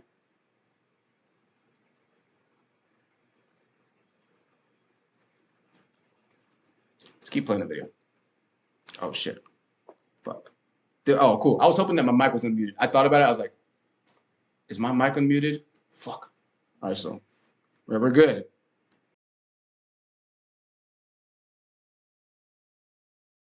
This is the private number that I've been. Is that him? Yes, this is his number. This is the private number that I've been calling on, and this is the rest. Right. Okay. Well, I'm not seeing that. Do you have any text messages or anything like I don't have that? text messages, but I have the phone calls. Okay. I need your identification card so I can trespass you from the property, please. Okay. So can I get your ID card from you? Okay. Give me 1 second. I've given you plenty of time. You won't have anything like that. Okay. So I need your identification card so I can trespass you from the property. Sis, you're on speaker. I'm here. Like, he's saying that he needs my information to trespass me from the property. Red flag number 1. Respect. Now, women obviously could have a different type of conversation with police than guys can, right? As well as they should be able to. And women should be able to be, a little bit. You don't want them to feel scared, whatever it might be, right? But this is a bit of a sign, per se. This is a bit of a flag on the play.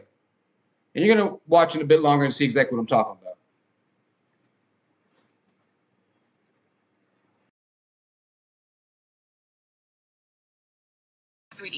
And he's not looking at any that he needs my information to trespass me from the property, and he's not looking at any of the phone calls between me and him. What do you mean he needs to? What does he mean by that? Can you explain to my sister what you mean? I can explain to you. Yeah, Your sister isn't here. Yeah, you can I need your explain to me. identification card so I can trespass you from the What property. does trespass mean? You're not allowed to be back on this property unless you're invited back over by somebody. And if that person invites you back over, they have to be here, and I have to go. Should I get Temple. something on him also? Because at the end of the day, he's been coming to my house, and he have girls calling my phone. Here's all the text messages. Point 2, the point I made earlier. I need to turn the brightness up on the thing, but we'll have the new phone cameras coming in tomorrow. Point 2, again, she's been sharing this dude for a while, right? Because he probably has resources. He's probably that guy. Nothing wrong. You want to share a guy. I'm not telling you whether or not you should. I'm not judging you or not. I'm just spinning a reality that a good amount of guys have seen, that we will see and will continue to see, especially as inflation and numbers go up to the roof. Niggas with money are going to win. That's just a fact. That's what I talk about. Go get money. It makes things a lot easier. You always have options. It's a reality of it, but you need it to survive too. It's just the duality. But yeah, so she said, girls are always calling my phone, looking for him. She's been going through this for a while, right? This is nothing new to her, right? It's pretty apparent that this guy is probably not the guy that she should be chasing, right? And maybe he was this good guy, and she was, just a bit too much, and he left her. I'm not saying that's the issue at all, right? But I'll say this though. Let me say this 1 second. Now I'll say that after this. Hold on.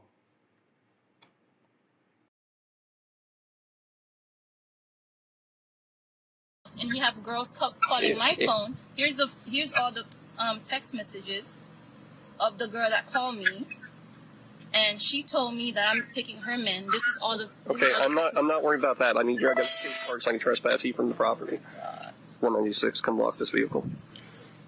Did you just ask him to come block my vehicle? Mm-hmm. Okay, I'm gonna call my. I need your identification card. I need your ID. I'm gonna give you that. Give me the I ID. need you to hear and look at the things that I'm showing Give you. me your ID card. Please step back. Give me your ID card.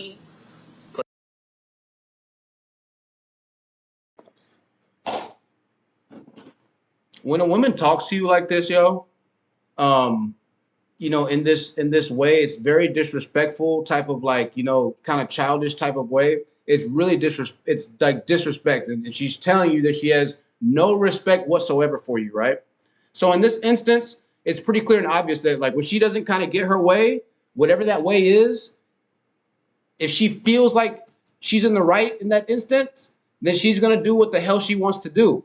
Because you have to understand, again, moreover for women, they have more options, especially a lot quicker and more accessible than we do as guys. We have to work a little bit more for our options or be granted with, 6'2" and above height or good looks. If you're not granted with that, you got to win the financial lottery or you got to be a made man. Especially in 2020 now, obviously not. People are going to have relationships. But again, marriage, that's, yeah. No, that's not going to happen. That's not going to be happening in 3 generations. So we'll get back to that, get back to her. When police are a sign of respect, essentially, right? You got to kind of just do whatever they say, irrespective of what goes on and what you think happened. Unless something like crazy is going on, like something real crazy, obviously. You got to kind of get with the program. You got to get with the program type of deal. And this is also indicative of what might have been happening inside of the relation. I don't know. I'm taking a step out on the branch right here. But what I'm saying is this. He's clearly over and done with her in this instance. He has other women calling her phone. He has this, he has that. She's not able to let go of this guy. She's not able to stop commenting on his page. She's not able to stop commenting on his YouTube live streams. She's not able to stop doing this and stop doing that and stop doing this and stop doing that. He's had to get other women to call her to try and try and build bridges because he's not able to communicate effectively maybe with her. Maybe he just doesn't want to talk to her. Maybe he's just trying to crush and hurt her feelings. I don't know, whatever the deal is with her. It's pretty clear and obvious that whatever the instance is, he's done. She's not done for whatever the reason, right? But what it's leading to is a revelation of what might have been some of the issues, or a revelation of what is an issue in a lot of relationships. And that's the lack of clear and intentional respect, right? I know there's not respect, and I know we joke about niggas ain't shit. And this, and that. And this, and that. And what happens is those feelings have been permeating, right? And those feelings have permeated now into where even in my own personal, experience in life, I can feel the effects a little bit, right? I can feel, like, okay, it's a bit more tumultuous at times, Fortunately, I'm like, a pretty smooth dude. So I'm okay in some aspects, but it's rough out here, yo. Like it's real rough out here, especially with your own people. It's rough out here because there's so much fucking trauma. Again, 50-50 both sides, BPD and MPD. But let's get back to this video real quick. Put the phone down and give me your card. Please step back. Give me your ID card. Put the phone down and give me your. Give me the phone. Put the phone down and give me the ID card. Is your radio off? No. What'd you say? I asked you to block her vehicle in because she's not cooperating. You're already here. It's fine. He's gonna put a trespassing on me instead of hearing my side of the story of why I'm here. I've been getting harassment calls. Give me the ID. Turn your vehicle off. Turn your vehicle off. This is really. And give me the key. Sir, I have to go. Give me the vehicle key. No, I cannot give you You should have come over here if you had to go. Ma'am, look at me. Give him the key. What? Look Step at out me. of the vehicle. Oh my God. Are you serious? Yes, give me the key of the vehicle. Okay, ma'am, can you please listen to me. Look at me one more time. I'm gonna stop. I'm gonna tell you one more time to give me that vehicle key. If you refuse one more lawful command of mine, you're gonna get handcuffed and you're gonna go to jail. Okay, so you can give me the vehicle key. I'm gonna give you the vehicle key. Can you explain to me what you're doing? Step out. Here you go, sir. Step out. Sir, Step out. please, here's the key. Step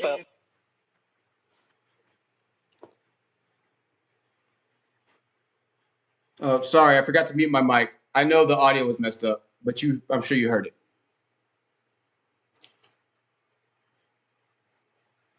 So, I'm going to be really careful what I say.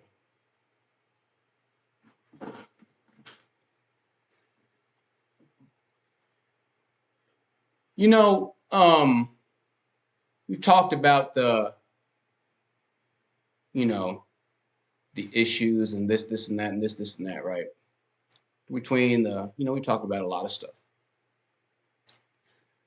What's significant about this instance is, irrespective of really how you feel, whether or not the woman's in the right or the wrong, the officer told her to stop. And I'm going to give you one last chance. If you don't get this correct on this last chance, you're going to go to jail. Maybe she didn't think he was telling the truth. Maybe she thought he was bluffing. Maybe she still really emphatically believes what she feels. In that moment, she's not in reality. She's in her own little world at that moment, right? And what's in her own world is more important than her own sanctity and safety and health and freedom. All right, I want you to understand this right now. You can't rationalize with people that don't value their own sanctity, safety, peace of mind, and freedom, right? You can't connect with people like that. There's nothing there as far as a relational concept with a type of woman like this. Because when stuff goes awry, she doesn't have the ability, just like a lot of dudes don't, cases too, marriage is over for everybody. But even in this case, when it comes down to it, she didn't have the ability to just, kind of separate and just stop, Irrespective of whether you think that the guy was cheating on her and just playing her and she had her heart broken into a million pieces, or she's a crazy stalker. In that very moment, we can all agree, red pill or blue pill, that she probably should have just stopped talking. I don't want you to miss what I'm saying in this point because that's one of the most important points of this video. Irrespective of whether or not you like the concept of the manosphere or police or anything, once that threat was made against her freedom, it was in her best interest to just live and fight another day.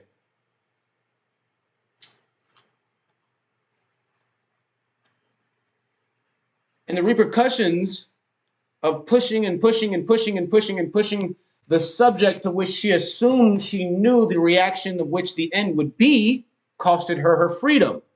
Let me talk about what Nia said a little bit in a long time ago. Again, it's irrelevant whether or not you feel like her going to jail was right or wrong. She's going to jail now. It's irrelevant of whether or not you feel that the horrificness of the black femicide rate is what it is. It's horrific. We can agree to that. It's bad. We can agree to that. All right? It's bad going to jail. We can agree to that. This is no means any type of, you don't have to say this really easy. There's no means any type of justification. But we've seen so many fucking cases where there were clear red flags and indications and signs where it was like, okay, you probably shouldn't be with this person or be with this dude. If you're watching Leah Gordon's channel, the Black Femicide channel, that she talks about the women losing their lives. Let's pull up Leah Gordon's channel really quickly, right? I just have to bring this into context because people are going to take this the wrong way, but fuck it, what are you going to fucking do? Let's bring up Leah Gordon, and then there's another channel too, right? There's another channel too. All right, let's bring up Leah Gordon. Who else? So Leah Gordon talks about all this, right? Body of Alicia Watts found behind cemetery. It's the boyfriend. It's this. It's that. Right? Yada yada yada. Right? If you watch a lot of these cases, a lot of the times the warning signs would be there in a lot of these cases, right? But for whatever reason or another, I don't know why, there was never an actual just. An actual action taken to truly just, whatever. And in some of the cases there were, and the guy just came back and just murked them, right? And in a lot of the cases there were signs. And those same signs that you see for those guys are some of those signs that you see for women as well, or that guys can see for women, right? For whatever reason, she ignored those signs, or the women ignore those signs, and they try and give the benefit of the doubt. They try and give okay, you know what? Maybe he's different, right? Maybe he's, whatever, and they try and work it out. Whether you agree that that's right or wrong isn't the issue. The issue is the end result. So let's bring this back.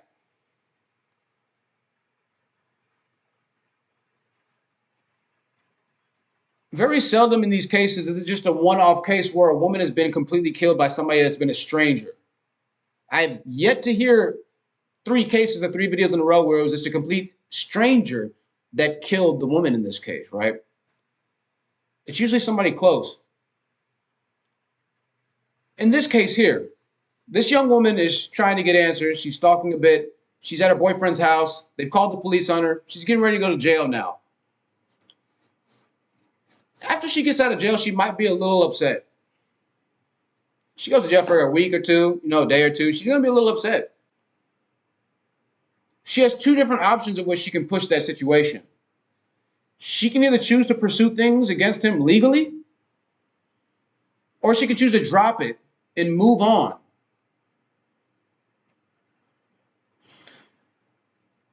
The manosphere's point of contention and contingency for a lot of issues that they've had on me and a lot of the issues with the blue pill guys is that women have been misusing courts, the family systems, paternity court, paternity fraud. I'll be honest with you. I looked up the statistic, and it said that paternity fraud, out of 300,000, guys that they surveyed one time, out of whatever, 100,000 of them were found to be not the father. 30%. Right? Is that 30%? Jesus Christ, I don't know. It's 30%, I think. 33%. 100,000 of them were found not to be the father. This is in the UK. Out of 300,000 guys, 100,000 of them were found not to be the father of the child. 30%, man. Okay?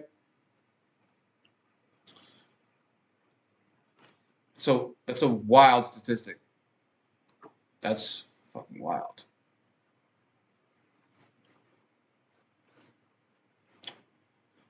Let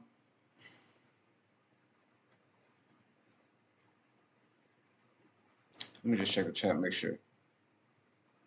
No, 30% of the 300,000. There's 300,000 people that were actually tested. There's 100,000 of them were found out to be not the.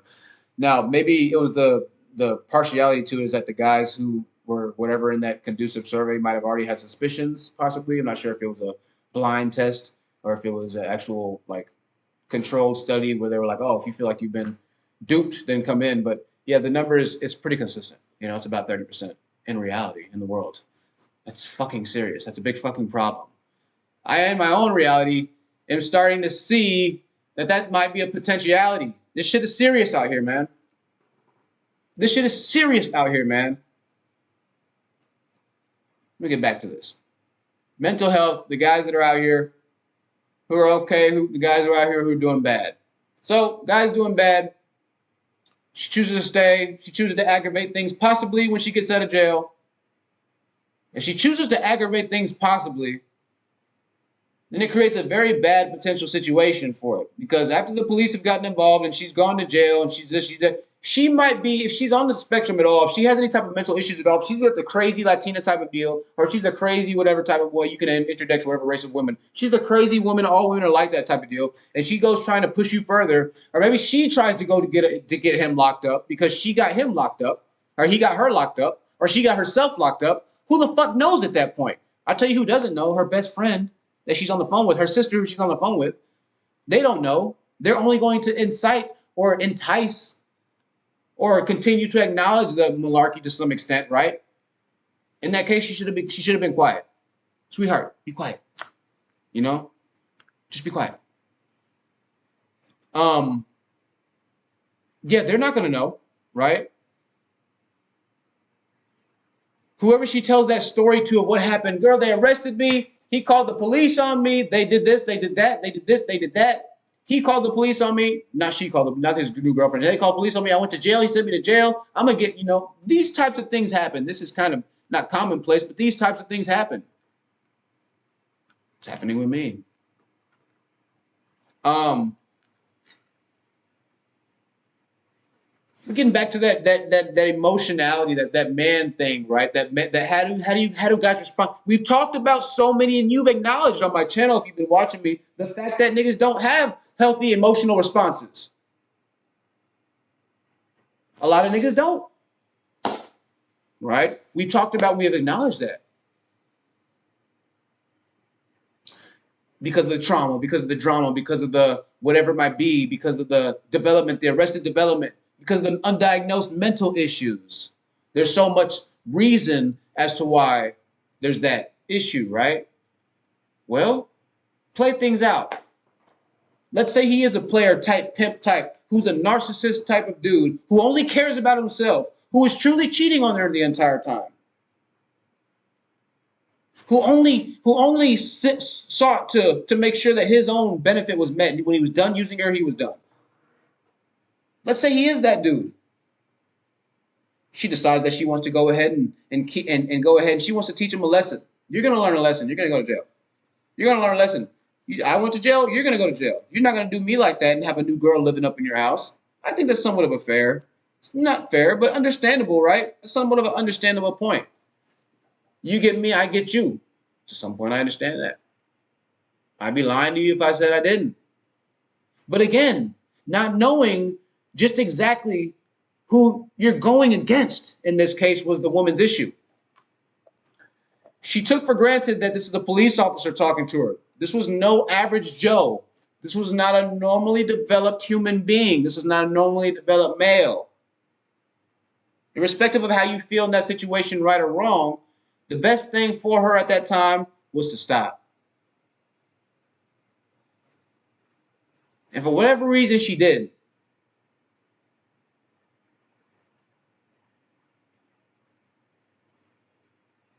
And now we have an issue because now she's going to jail. Or now we have an issue because it's another statistic. Or now we have an issue because now maybe the guy didn't really do much other than piss her off a little bit. But now she's creating legitimately real legal issues for him in real life. And he doesn't quite know how to deal with it the right way. He doesn't have the right set of emotional tools to say, you know what? This isn't the end of my life. I know the lights are getting dark. Let me try to open up the blinds really quick. Hold on. Oh, you know what I got? I got something. Let me get some light on. Give me a second. I know you can still hear me. Maybe he doesn't have the tools to say to himself, like, you know what? I'm just going to live to fight another day. And if I go to jail, fuck it. I'm going to go to jail and I'm going to get out and I'm just going to forget about her. I'm just going to forget about all the fake reports of bullshit. I'm just going to forget about it. You know what? I'm just going to let her have her way, you know, and just let her do her thing as she tries to tirade into my newfound relational happiness or success. I'm just going to let her have at it. Don't have a child with that person too. God almighty.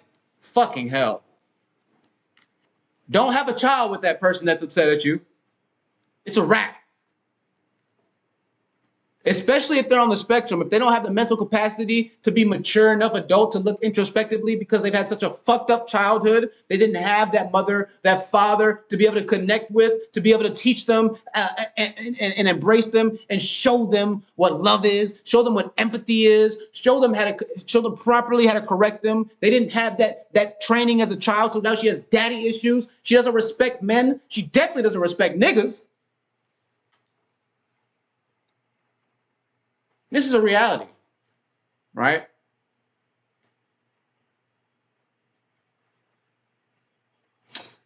So what ends up happening is those types of confrontations and instances that need to be solved, need to be corrected, and need to be fixed from the beginning because the fathers weren't in the life. Or maybe, you know what, at this point, the mother was just being completely irrational and didn't want to and was using the child legitimately.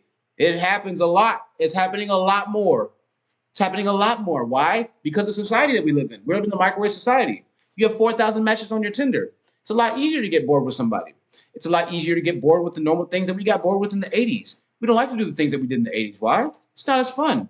You're not seeing kids play with toys like they used to play with toys anymore and things like that. No, they want to play on iPhones. They want to play on the latest gadget. They want to do everything. Everybody wants to be on the latest thing. Everybody wants to be on the latest trend. And society and pop culture is exactly what it is. It's pop culture.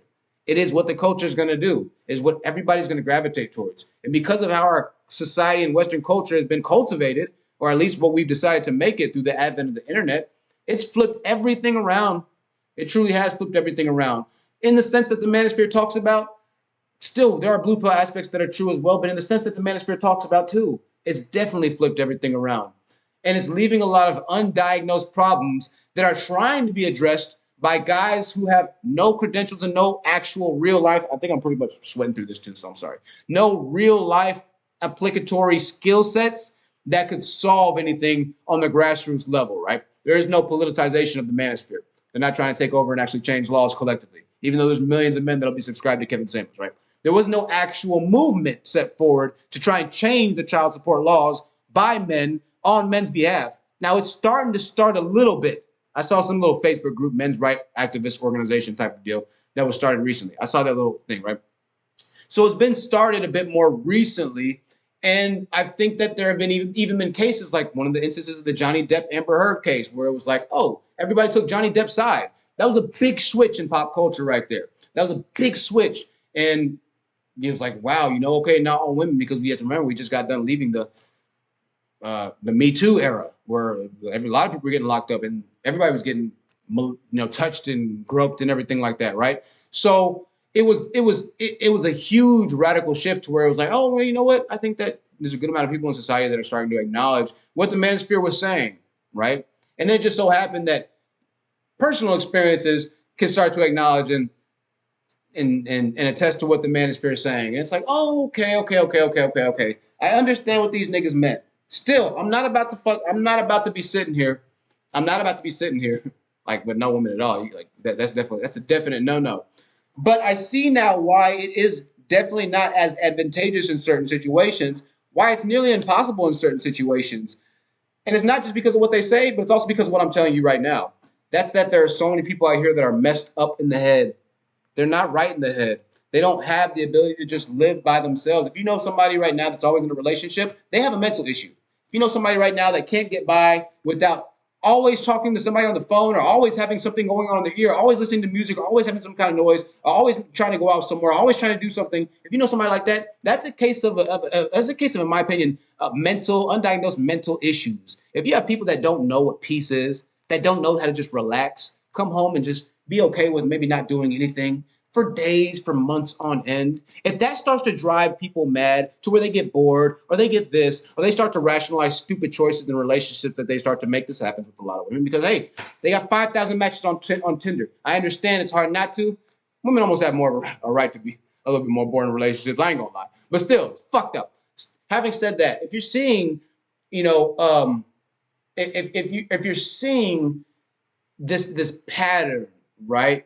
And it's just like, well, it's you kind of find yourself always needing to kind of perform a bit more outside of work, inside of the, and then outside of work, and then in this, and then outside of work, and then in this too. And it's like you're always kind of constantly performing. Then that's probably a good sign that you're in a relationship with somebody that is not mentally okay, right?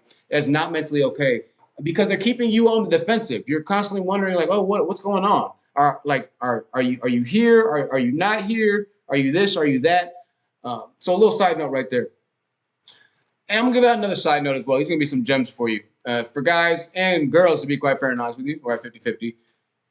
Definitely for the guys, I'd say though that are still interested in love because they don't have as many options as y'all will have as women. And this is love bombing. So another sign of like a really big mental issue is when somebody becomes like fucking infatuated with you out of nowhere, or somebody becomes infatuated with you because maybe you have something going on, or you're just, I don't know, you're happy in your life, you're doing well for yourself, and somebody becomes infatuated with you. Not that they want to date you, not that they want to go out with you or get to know you or anything like that. I'm talking about infatuation, where it's like every waking moment they just want to be with you, they want to talk to you, they want to experience you, they got to be up under you. If you're a little kid, teenager type stuff, that's different. But even if you're in your 20s and your 30s, the infatuation, the extreme intense gift giving, loving, you're the best person I've ever had, them wanting to do anything sensually in the world for you, sexually in the world for you, this and that, you're this and that, and they've like attached everything themselves to you. As a guy, this is the problem right here. And this is something that a lot of guys I think have been really jaded from in this instance. And this is where it gets back to this undiagnosed thing. This is a big issue.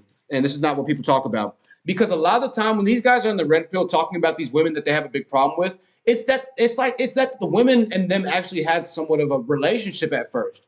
They were good at first, or at least for a while. The sex was good, the relationship was good. Maybe it was a couple of months and things were going great, and there was really no big fucking issue in the relationship, right? And then all of a sudden, like, shit just got kind of crazy, and they were trying to, you know, like, maybe, it is what it is. 5,000 likes on Tinder type of deal, right? I forgot what point I was trying to make. But they were going good. They were in the relationship. They were going good. Things were okay. And then, you know, like I said, things just started going a bit haywire, right? And they were trying to figure out everything going on, because that love bombing at first was so intense that they were like, oh my God, like, this is the girl. She's the one. I found the one. Fuck what the rest of the world says. I found the one. I know everybody said that about don't date her and don't date her and don't date her and don't date her. No, I truly found the exception to the rule. Some dudes really feel like that. Like they found the one because the girl makes them feel like that. Not knowing that the whole time she probably has she has a mental issue. She has abandonment issues. She has this, she has that. And she's clinging to him. She's clinging to him, especially once again, the blue pill guys that maybe are on the fence. The purple pill guys, purple pill's not on the fence. I'll have to give a different term for that. And they're like, damn, okay, cool. Everything's cool, right? Like, everything's good at first. They're like, oh man, everything's good. And they're doing what they're supposed to. Fast forward only to learn that 6 months later, she's hiring a hitman trying to kill him. And he's like, what the fuck is going on? What's going on? What in the hell happened? Well, what's happened and what happened is, like, 3 out of the 5 stereotypes that those guys tell you to watch out for, you saw, but you kind of look past because of how well she was treating you at first, right? The manosphere doesn't talk about this as much, and this is why I say, and this is why I'm going to start making videos that I'm making, because the manosphere doesn't, like, really talk about this psychology behind what's going on a lot. They'll break it down, but they won't come at it from this type of angle, where it's just like, oh, okay, that makes sense type of deal, right? There's a lot of guys out here that are searching for answers that are going on in their relationship that the manosphere is not going to be able to psychologically cover for them. There's not enough intellectual prowess inside of that sphere to give them the answers that make sense based off of what's going on. I'm experiencing that myself. There's no red pill answers that can give me explanations as to what's going on psychologically inside of relationships that I've experienced as recently as recent. That's why I'm talking about what I'm talking about right now.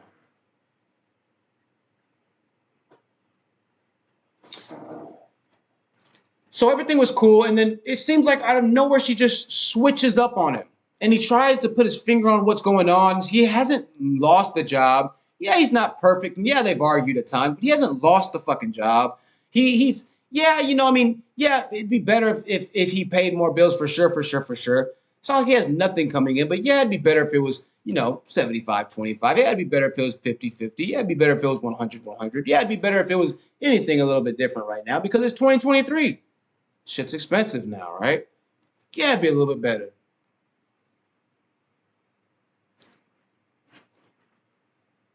And that slight nudge just starts to turn into the Amazon shipping time where it's like, fuck, why the fuck did I order from Walmart.com? Why the fuck didn't I just order it from Amazon? Why did I order it from Foot Action when the shoes are going to take a week? Why did I do that? I could have just made a different choice and got a different pair of shoes. Because of the time and day we're living in the society. Because most people want Amazon shipping. I like Amazon shipping. Most people are used to Amazon shipping. Amazon ships well.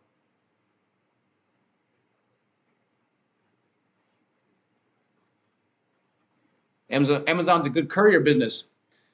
But the problem with Amazon is that Amazon shuts down every single fucking small business that it will enter with a city of a population under 50,000, under 100,000 within the distance of, 15 miles. Amazon, not even shut it down like that. Walmart used to do that shit. So let's just say Walmart. Amazon's going to shut down Walmart. So my metaphor is better for Walmart to use there. But I'm going to say Amazon anyway. Walmart's, it's great that it's convenient. But the price that it comes with is so heavy at times, right?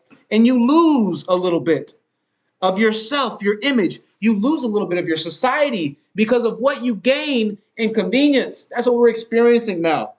That's what we're seeing right now. The manosphere has covered that, obviously. They've talked about this obviously. But going again to the psychological aspect of the Amazon shipping time and the woman and the men don't have the ability as much, ladies, to demand Amazon shipping times. We don't have that ability.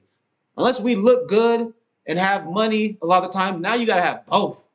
Unless you look exceptionally good or have great amount of money behind you and are willing to spend it and willing to exalt a lifestyle or exert a lifestyle with your female companions. A lot of those guys with money aren't.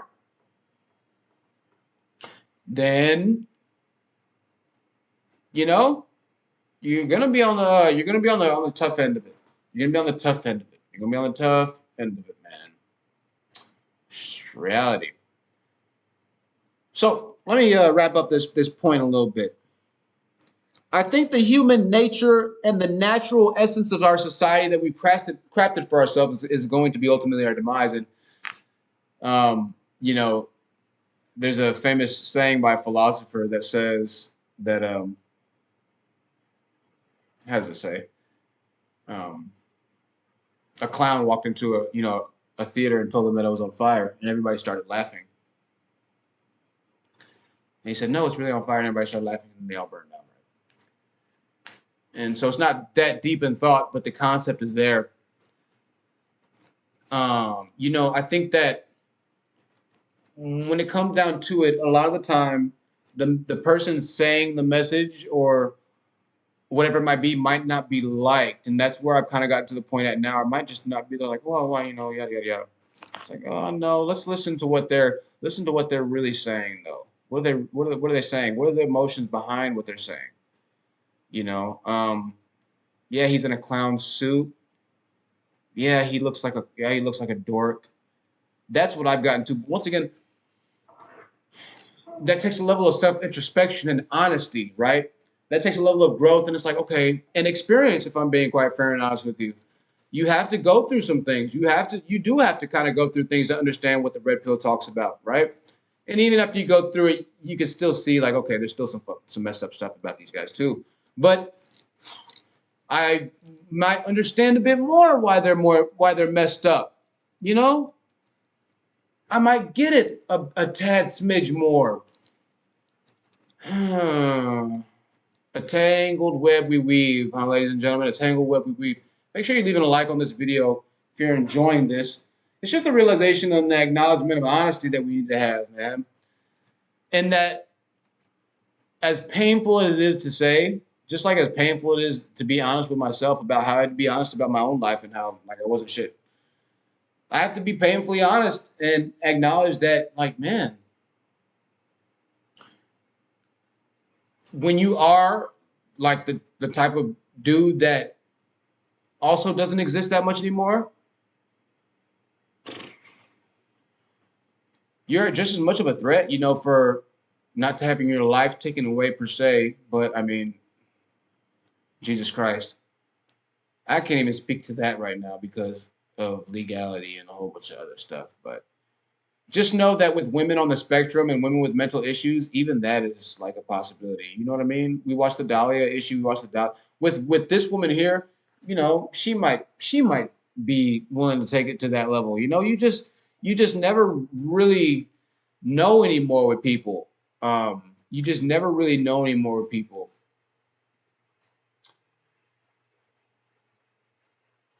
I think the risk is very high is what the reality is. As a man and a woman, I think both sides feel that, right? As a woman, I think y'all feel that a lot. Y'all feel like, you know, guys are dangerous or whatever it might be. As a guy, I think guys feel like women are dangerous now, especially if you have, you know, a lot to lose, or even if you just have your freedom or your life, as insignificant as it might be to somebody else, like that shit is nothing to play with. And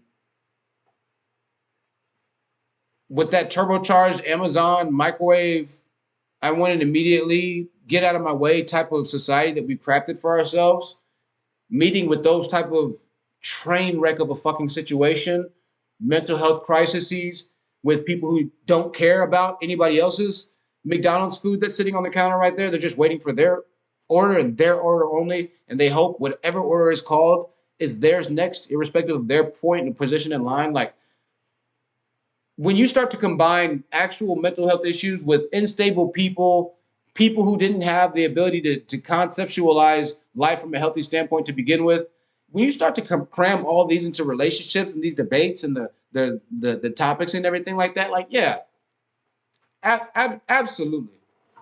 You're gonna have volatile ass problems. You're gonna have you're gonna have issues with people. You're gonna have issues with couples, right? I was watching one of the videos of one of the women who got, removed, and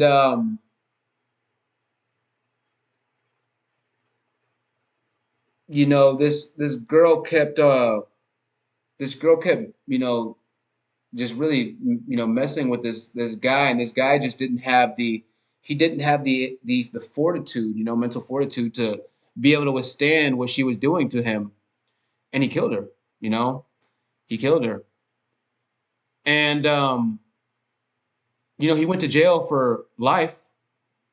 I'm listening to his confession. Actually, it's a fascinating confession, and for a lot of people, you'd be like, man, why don't you just kind of leave? And what's crazy, let me tell you what's crazy. This is wild, man. What's crazy is at a part during the interview, the police sat back and they were like, damn. They were like, damn, man, you want something to eat or drink? This is heavy stuff. This is what they told the dude that killed his ex-wife. The police were like, damn, this is heavy stuff. And they looked at each other, almost as if the police, like in that 1 second, like everybody was like on the same side. It was the most fascinating, wild thing I've seen in those interrogations. I watched a lot of those interrogations. And the guy was explaining what the woman done to him, man. He was explaining everything she did to him. And that policeman sat back. He said, he did this. He said, damn, man. He said, you want something to eat or drink? And they looked at each other and they were like, wow. They said something to that effect. And the black dude was like, shh. Like,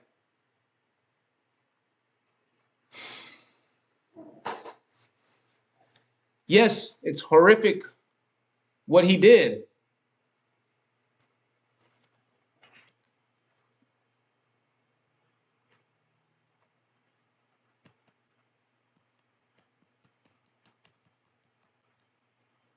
I wish she wouldn't have done. I wish she didn't push him like that, right? She had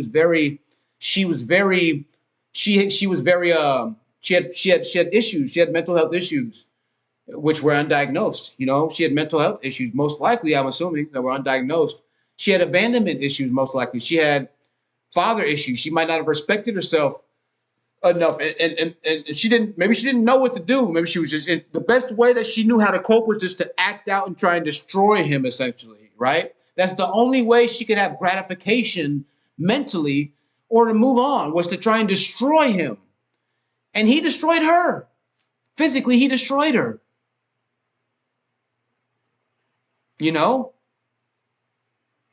There's been a lot of cases like that in these cases that I'm listening to. So Nia, to you specifically, that's what I have to say.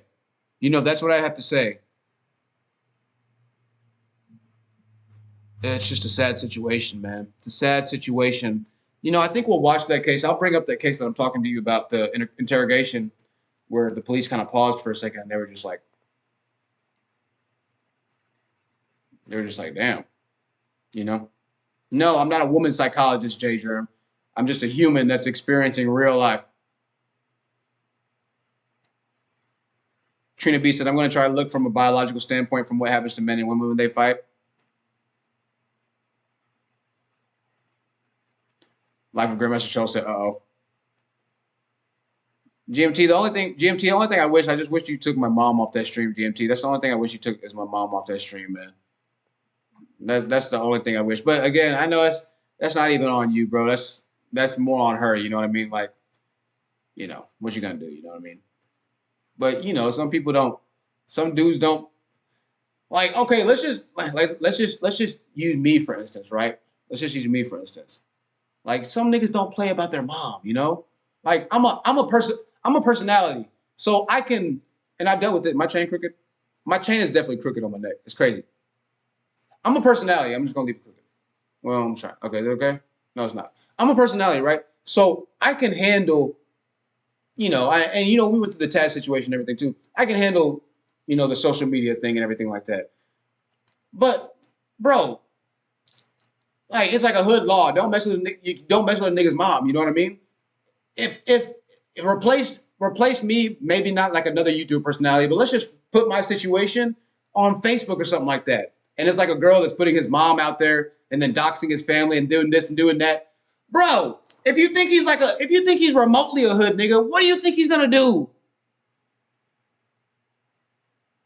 You know what I mean? Like I can move on and let people go and let people just kind of wallow. I can say my smart remarks and handle my things outside of it. You know what I mean? Because I'm smart enough to do it, and I know I'm that dude, right? But most of these dudes aren't that dude. Most of these dudes can't get over like a heartbreak and get over like severe emotional trauma, get over like severe family trauma, and get over severe like there hasn't been that development in the hood for them to be able to have those emotional tools necessary. They don't have that mental capacity. Kind of like when niggas used to call into my show and we'd be like on two different levels, right? Type of deal. Or maybe, like we'd always kind of make fun of them on the sly. You know what I mean? It's like, you know what I get. You know what I'm getting at.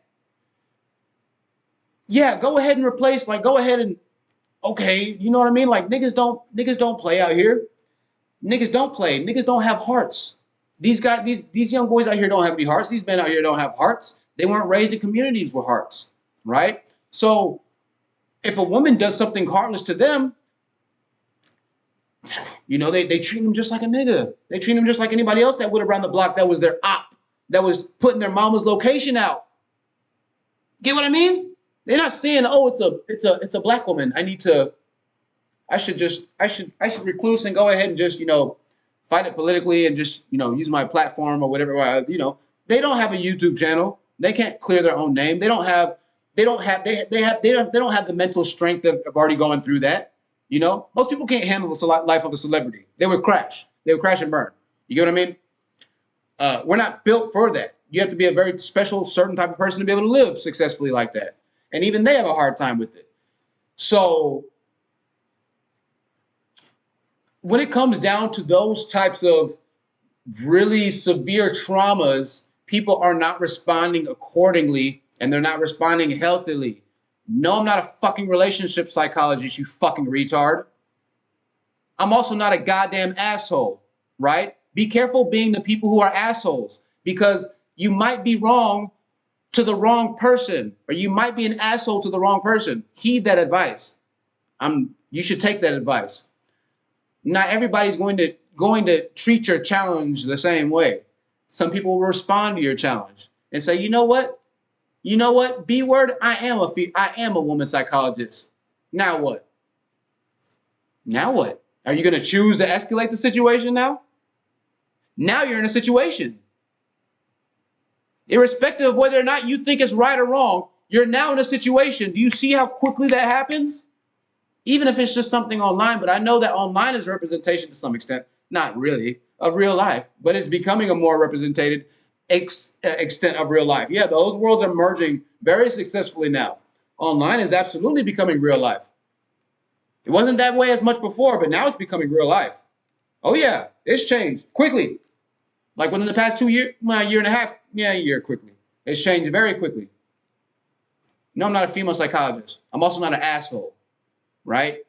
Those two ideas aren't mutually exclusive.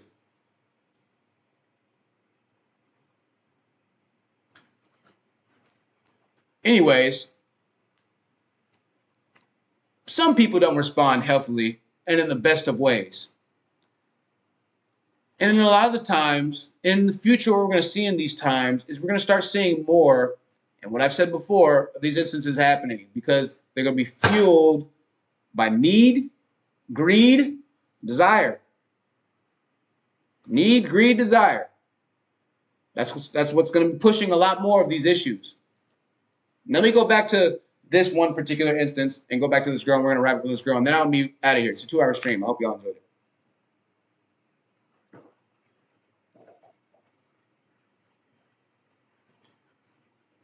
Yeah, Trina said these young people will get on you and put you on Facebook Live. Absolutely. They'll put you right on Facebook Live. They'll put your whole life out there, bro. Like it's just like, bro, some people you can't do that with some people, you know? You can't do that with some people. You can't hold some men's children from them. They will come and hurt you. You can't do that. Some women have been doing that. There are stories I've been listening to and reading of the women who are trying to use the children against the guys because she's jealous that the guy moved on. This is a big thing that happens. And obviously, Red Pill talks about this a lot. They talk about this all the time. She's using the child against the man, and the man has a new girlfriend, and she's trying to make the guy's life hell. She's putting him on child support. Like, yeah, you know what? There are guys that are going through. I could be one of those guys right now. I could be one of those guys soon, right? So it's like, man, some of these dudes, they don't have it. They'll just snap. You know, they just don't got it.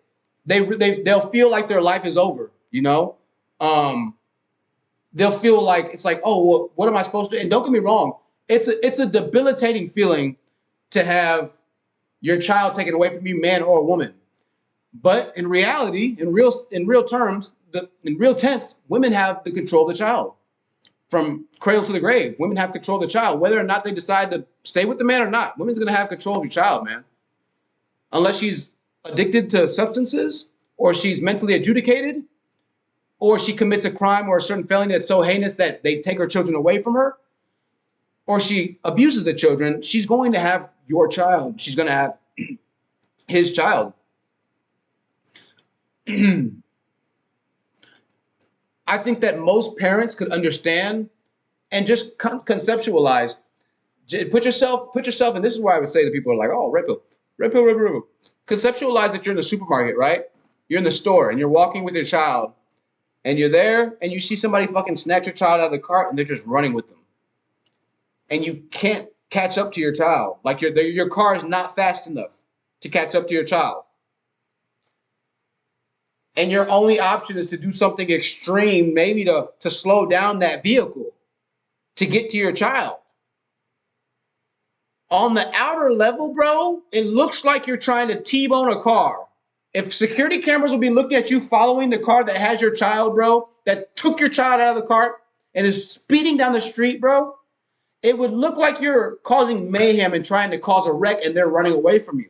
When in reality, once the police have been called and you're notifying the police that you're speeding down the interstate or the street running red lights because somebody's got your car, whereas they would have pulled you over or maybe taken you out first, the trailing vehicle, they're going to go for the vehicle that you're going for. And they understand, like, oh, you're chasing somebody. You have a reason to be doing, not the mayhem that you're doing, but on the outside, it looks like, you know, on the outside, we can at least understand to some extent, like, oh, this is why you're flipping the fuck out. Your child got stolen from you. It's no different for a lot of these guys when the woman literally up and leaves state. Man, there's so much shit to say, bro. I can't even lie to y'all niggas, man. You know I can't lie. You know I'm gonna be the honest truth through and through. That's the deal. I'm a real nigga, man. So I'm gonna be honest. That's the same thing that these women do with a lot of these guys, especially the good-looking dudes, the dudes with money, and they're just they can't handle that maybe, or they start to have issues with whatever it might be, or, you know, they're insecure, or they're this, or they're that. With those type of dudes, they're going to go through more than likely, they're going to go through jealous baby mom issues, where they're going to use the child against them. They're not going to let them see the child. And I'll be honest. I'll be quite honest with you. It's surprising that the rate is what it is, considering what a lot of dudes do go through legitimately.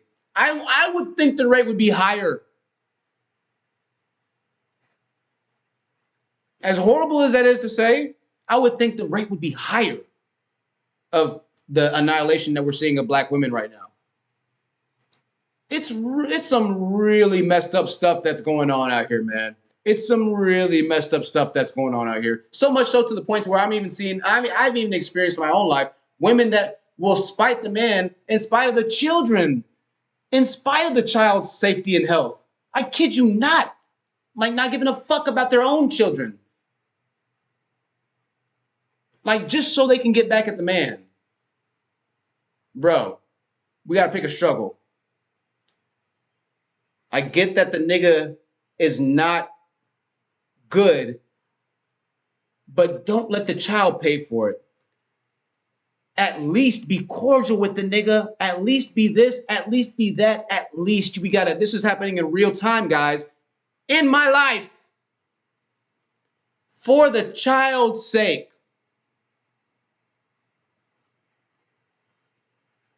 Let me say this. If you're enjoying the video, make sure you leave a like, subscribe, donate, yada, yada, yada. True Seekers, TRUTHSEEKRS on Cash App, on PayPal, paypal.me/ That's a good question. We'll figure that out later.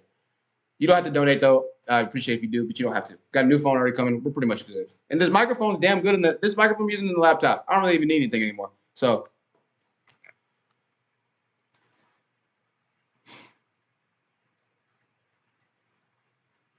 this shit is so crazy, man.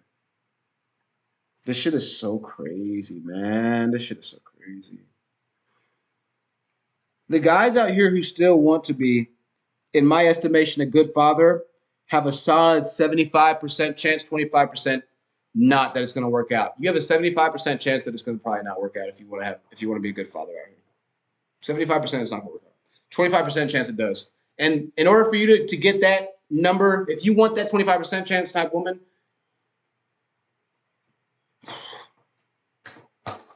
more than likely, you're going to need to be the stereotype and follow the stereotype. It's just the way it is. You're going to need to be the stereotype and follow the stereotype of what it is to be the high-value dude and then to go after the high-value woman. That's the only people that are going to really survive. Because that's what we're carving and that's where we're going. So let me go back and say this.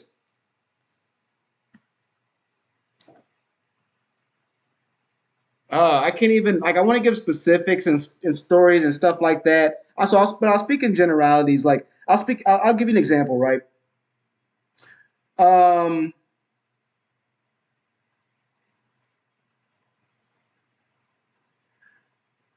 So there was a video that I had watched, and this girl on this video,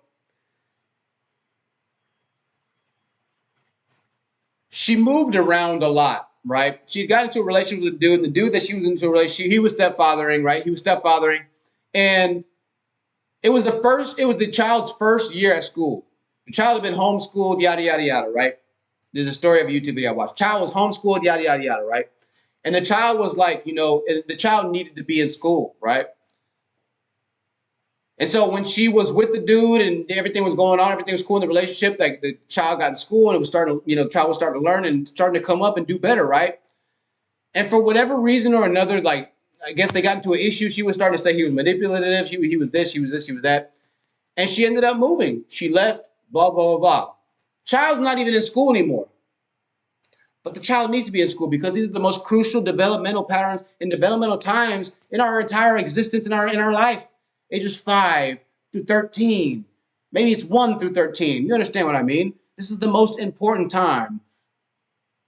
The child needs to be in school, not off with you figuring out what the fuck is going on with your relationship, or you fucking the next guy, or you not happy in your relationship, or you not happy in this or happy in that, or happy in this or happy in that. Like, what the fuck are we talking about here?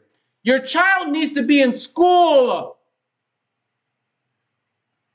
But that guy ends up being the one who's demonized and controlling, and he's the one that she's demonizing. I kid you not. You can't make this shit up. He's the one she's demonizing as being controlling, manipulative, narcissistic, too stoic. Oh, why do we have to do everything with your game plan? Why do we have to do it? Why do we have to do this? Because your fucking child is underdeveloped.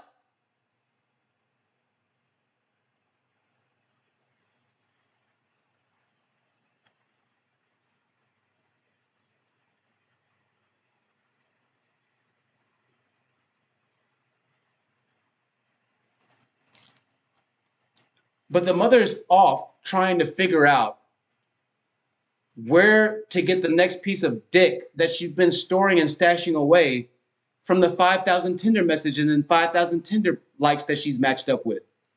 This is what's going on. This is what's going on. There's a legitimate good amount of guys out here that are like, I fucking tried. And they weren't even perfect. I'm not saying they were perfect. I'm not saying they were perfect. I'm saying there's a good amount of guys out here that are legitimately at least trying to be on the right side of the ball. They might not earn a lot of money. They might be doing shit. They might be whatever it might be. They might be whatever, right? They might have fallen off. I get that. You fall off. Listen, you fall off, you might get left. I'm not saying that you might not get left. Hey, that's the way it goes. You fall off, you might get left, player. That's the name of the game. Pick yourself back. But it's one thing to get left, and then it's another thing for a woman to try and completely tarnish you, ruin your reputation, take your child away because you started coming back up.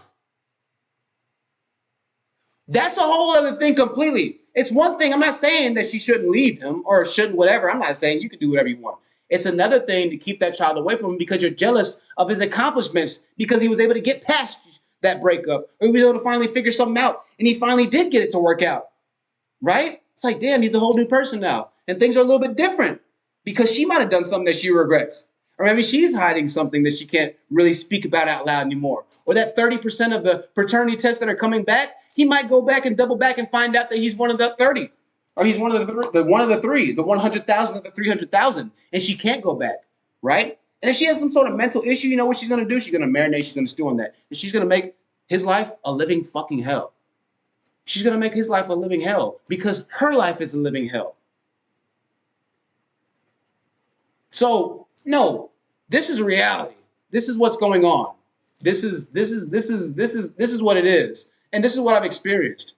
I'm a relatively healthy, somewhat emotionally person. I'm a relatively healthy person. And when things are done, I kind of chalk them up and it's like, well, you know what? It is what it is, right? It is what it is. I've learned and I try and take what I can out of that situation and I compartmentalize and I wrap up my feelings and I just handle it and I do what I can do.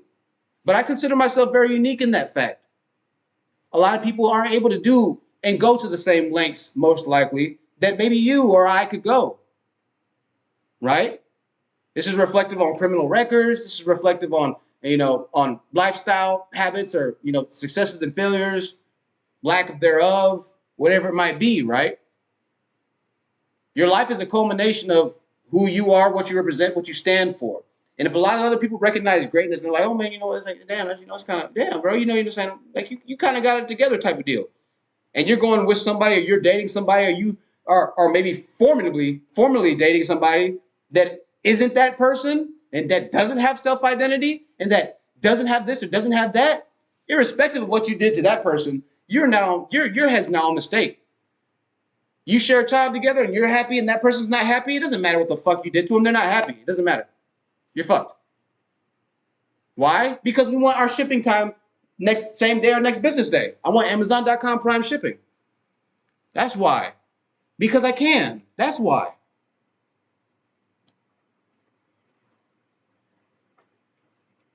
Because I can. That's literally the extent of the rationalizing that some of these women have. That a good amount of these women have. No lie.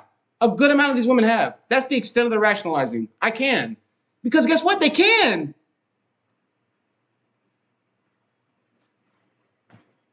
They have the ability to.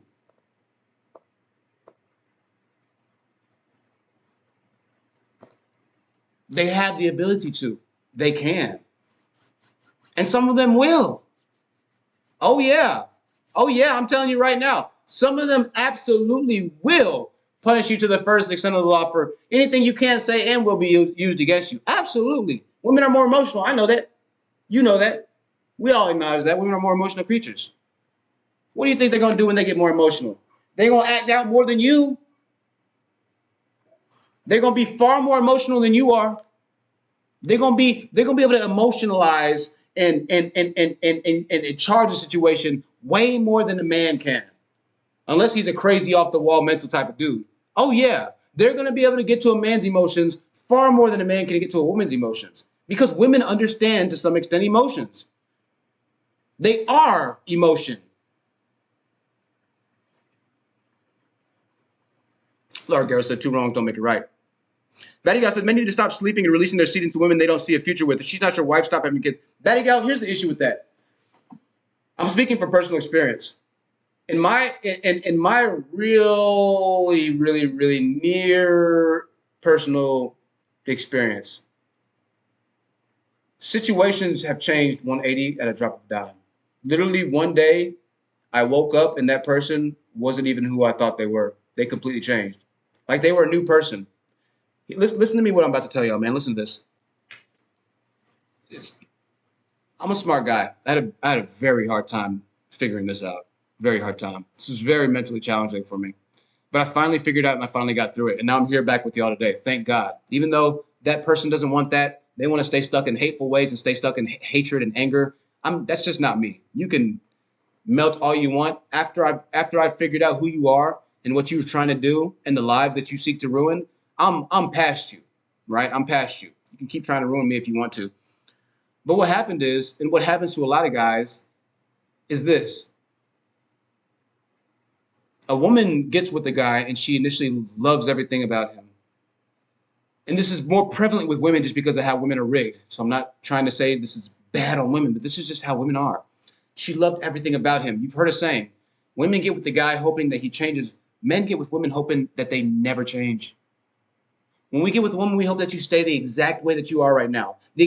All that lovey-doveyness that you came in, you're the king, daddy, you're the best. Yes, daddy, feeding us the grapes, and daddy, you're the king. Daddy, daddy, we like that, daddy. We want to be daddy now, forever, and in the next life.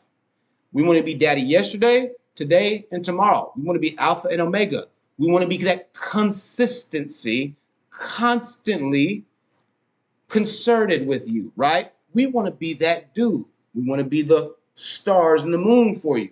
We want to be your ebb and flow.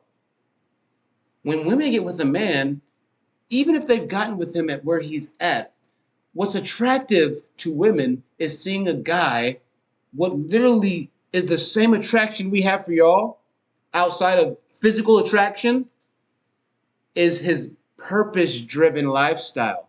That literally turns women on. Seeing a guy get up, go out, get money, come back and bring it into the house, or go out and be somebody and have some sort of level of status. It don't matter what the fuck you do. This is why women get with drug dealers a lot of time.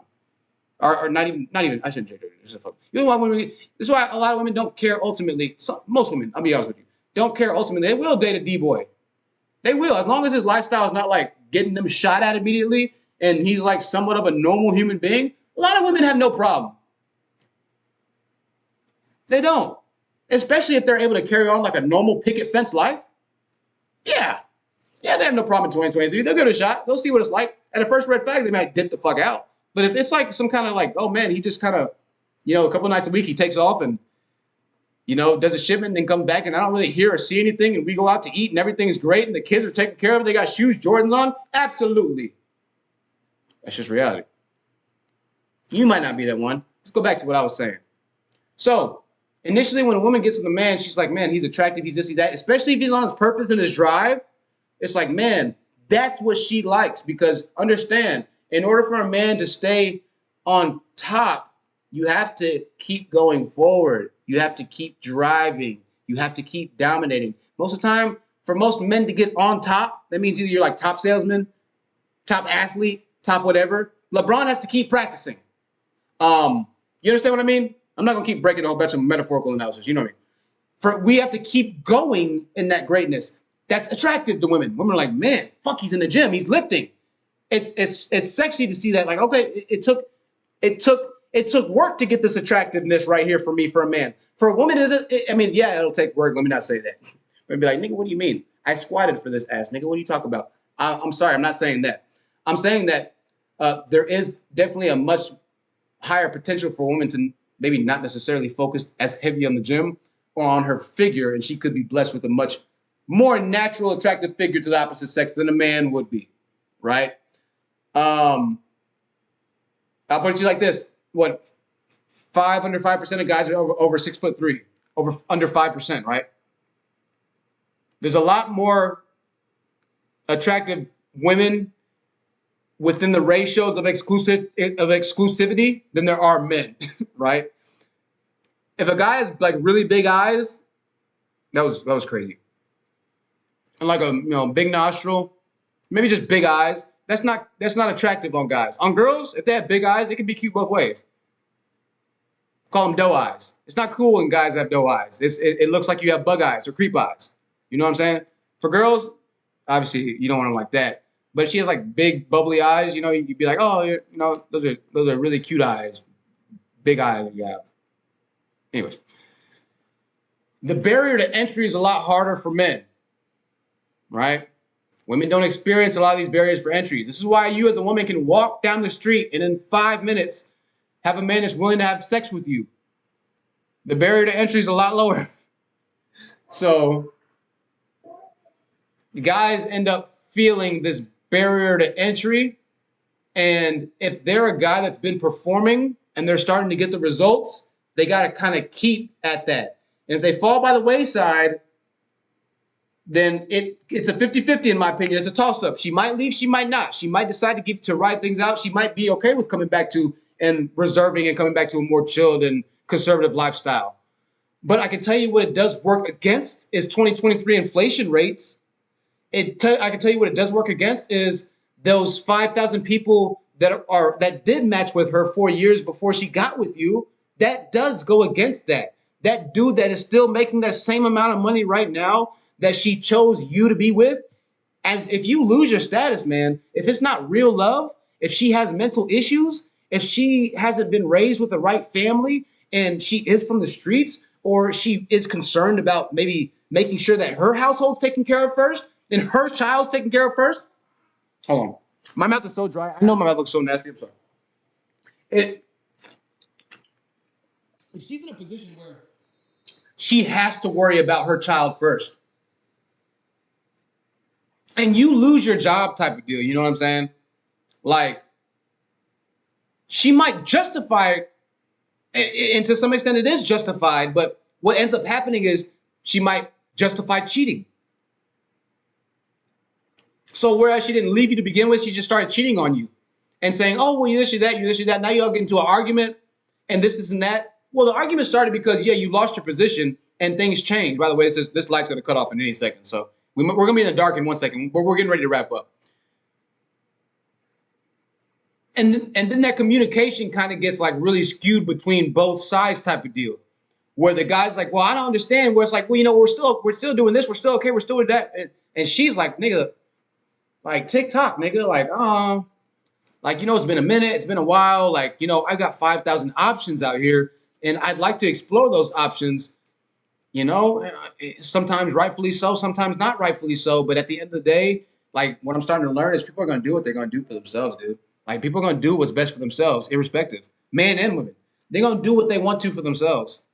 There's not that unselfishness. There's not that selflessness that's innate inside of society, especially in 2023.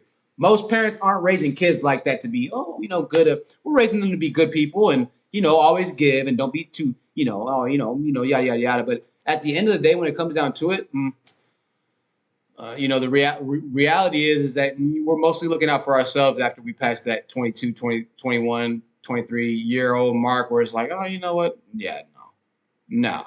Anyways, I'm going to wrap this whole thing up, man. Settle out on this live stream. How tall am I? I'm 5'11". I'm 5'11". Or Brianna Black said, what the hell? THT said, please tell me if you have a child or a child. I'm sorry. Nia said, THT, please tell me if you have a child or a child on the way. Is there a registry? Yeah, I'll let you know for sure if there's a registry. Regarding that, I'll speak honest with y'all here. I would want nothing more than to be able to, have a good one household relationship. Everything I said today is not falling on me that it takes work on and it takes growth on and it takes acknowledgement on, and that I've made mistakes.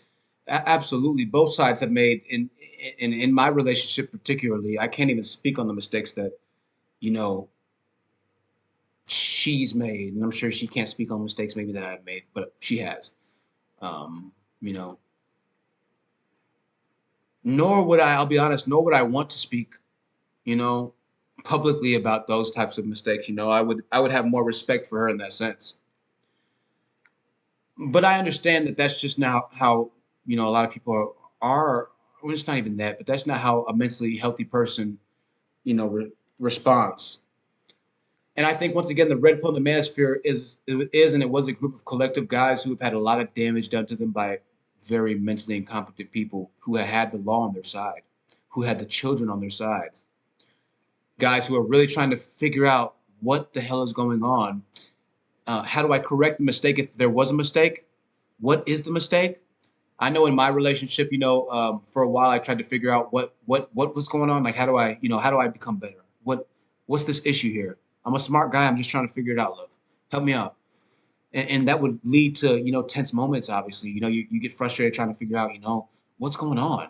Why are you talking to other people on Facebook? Why are you putting your phone down when I walk into the room? You know, and it's like, man, is the manosphere right? Is the red pill right? Was Coach Greg Adams right?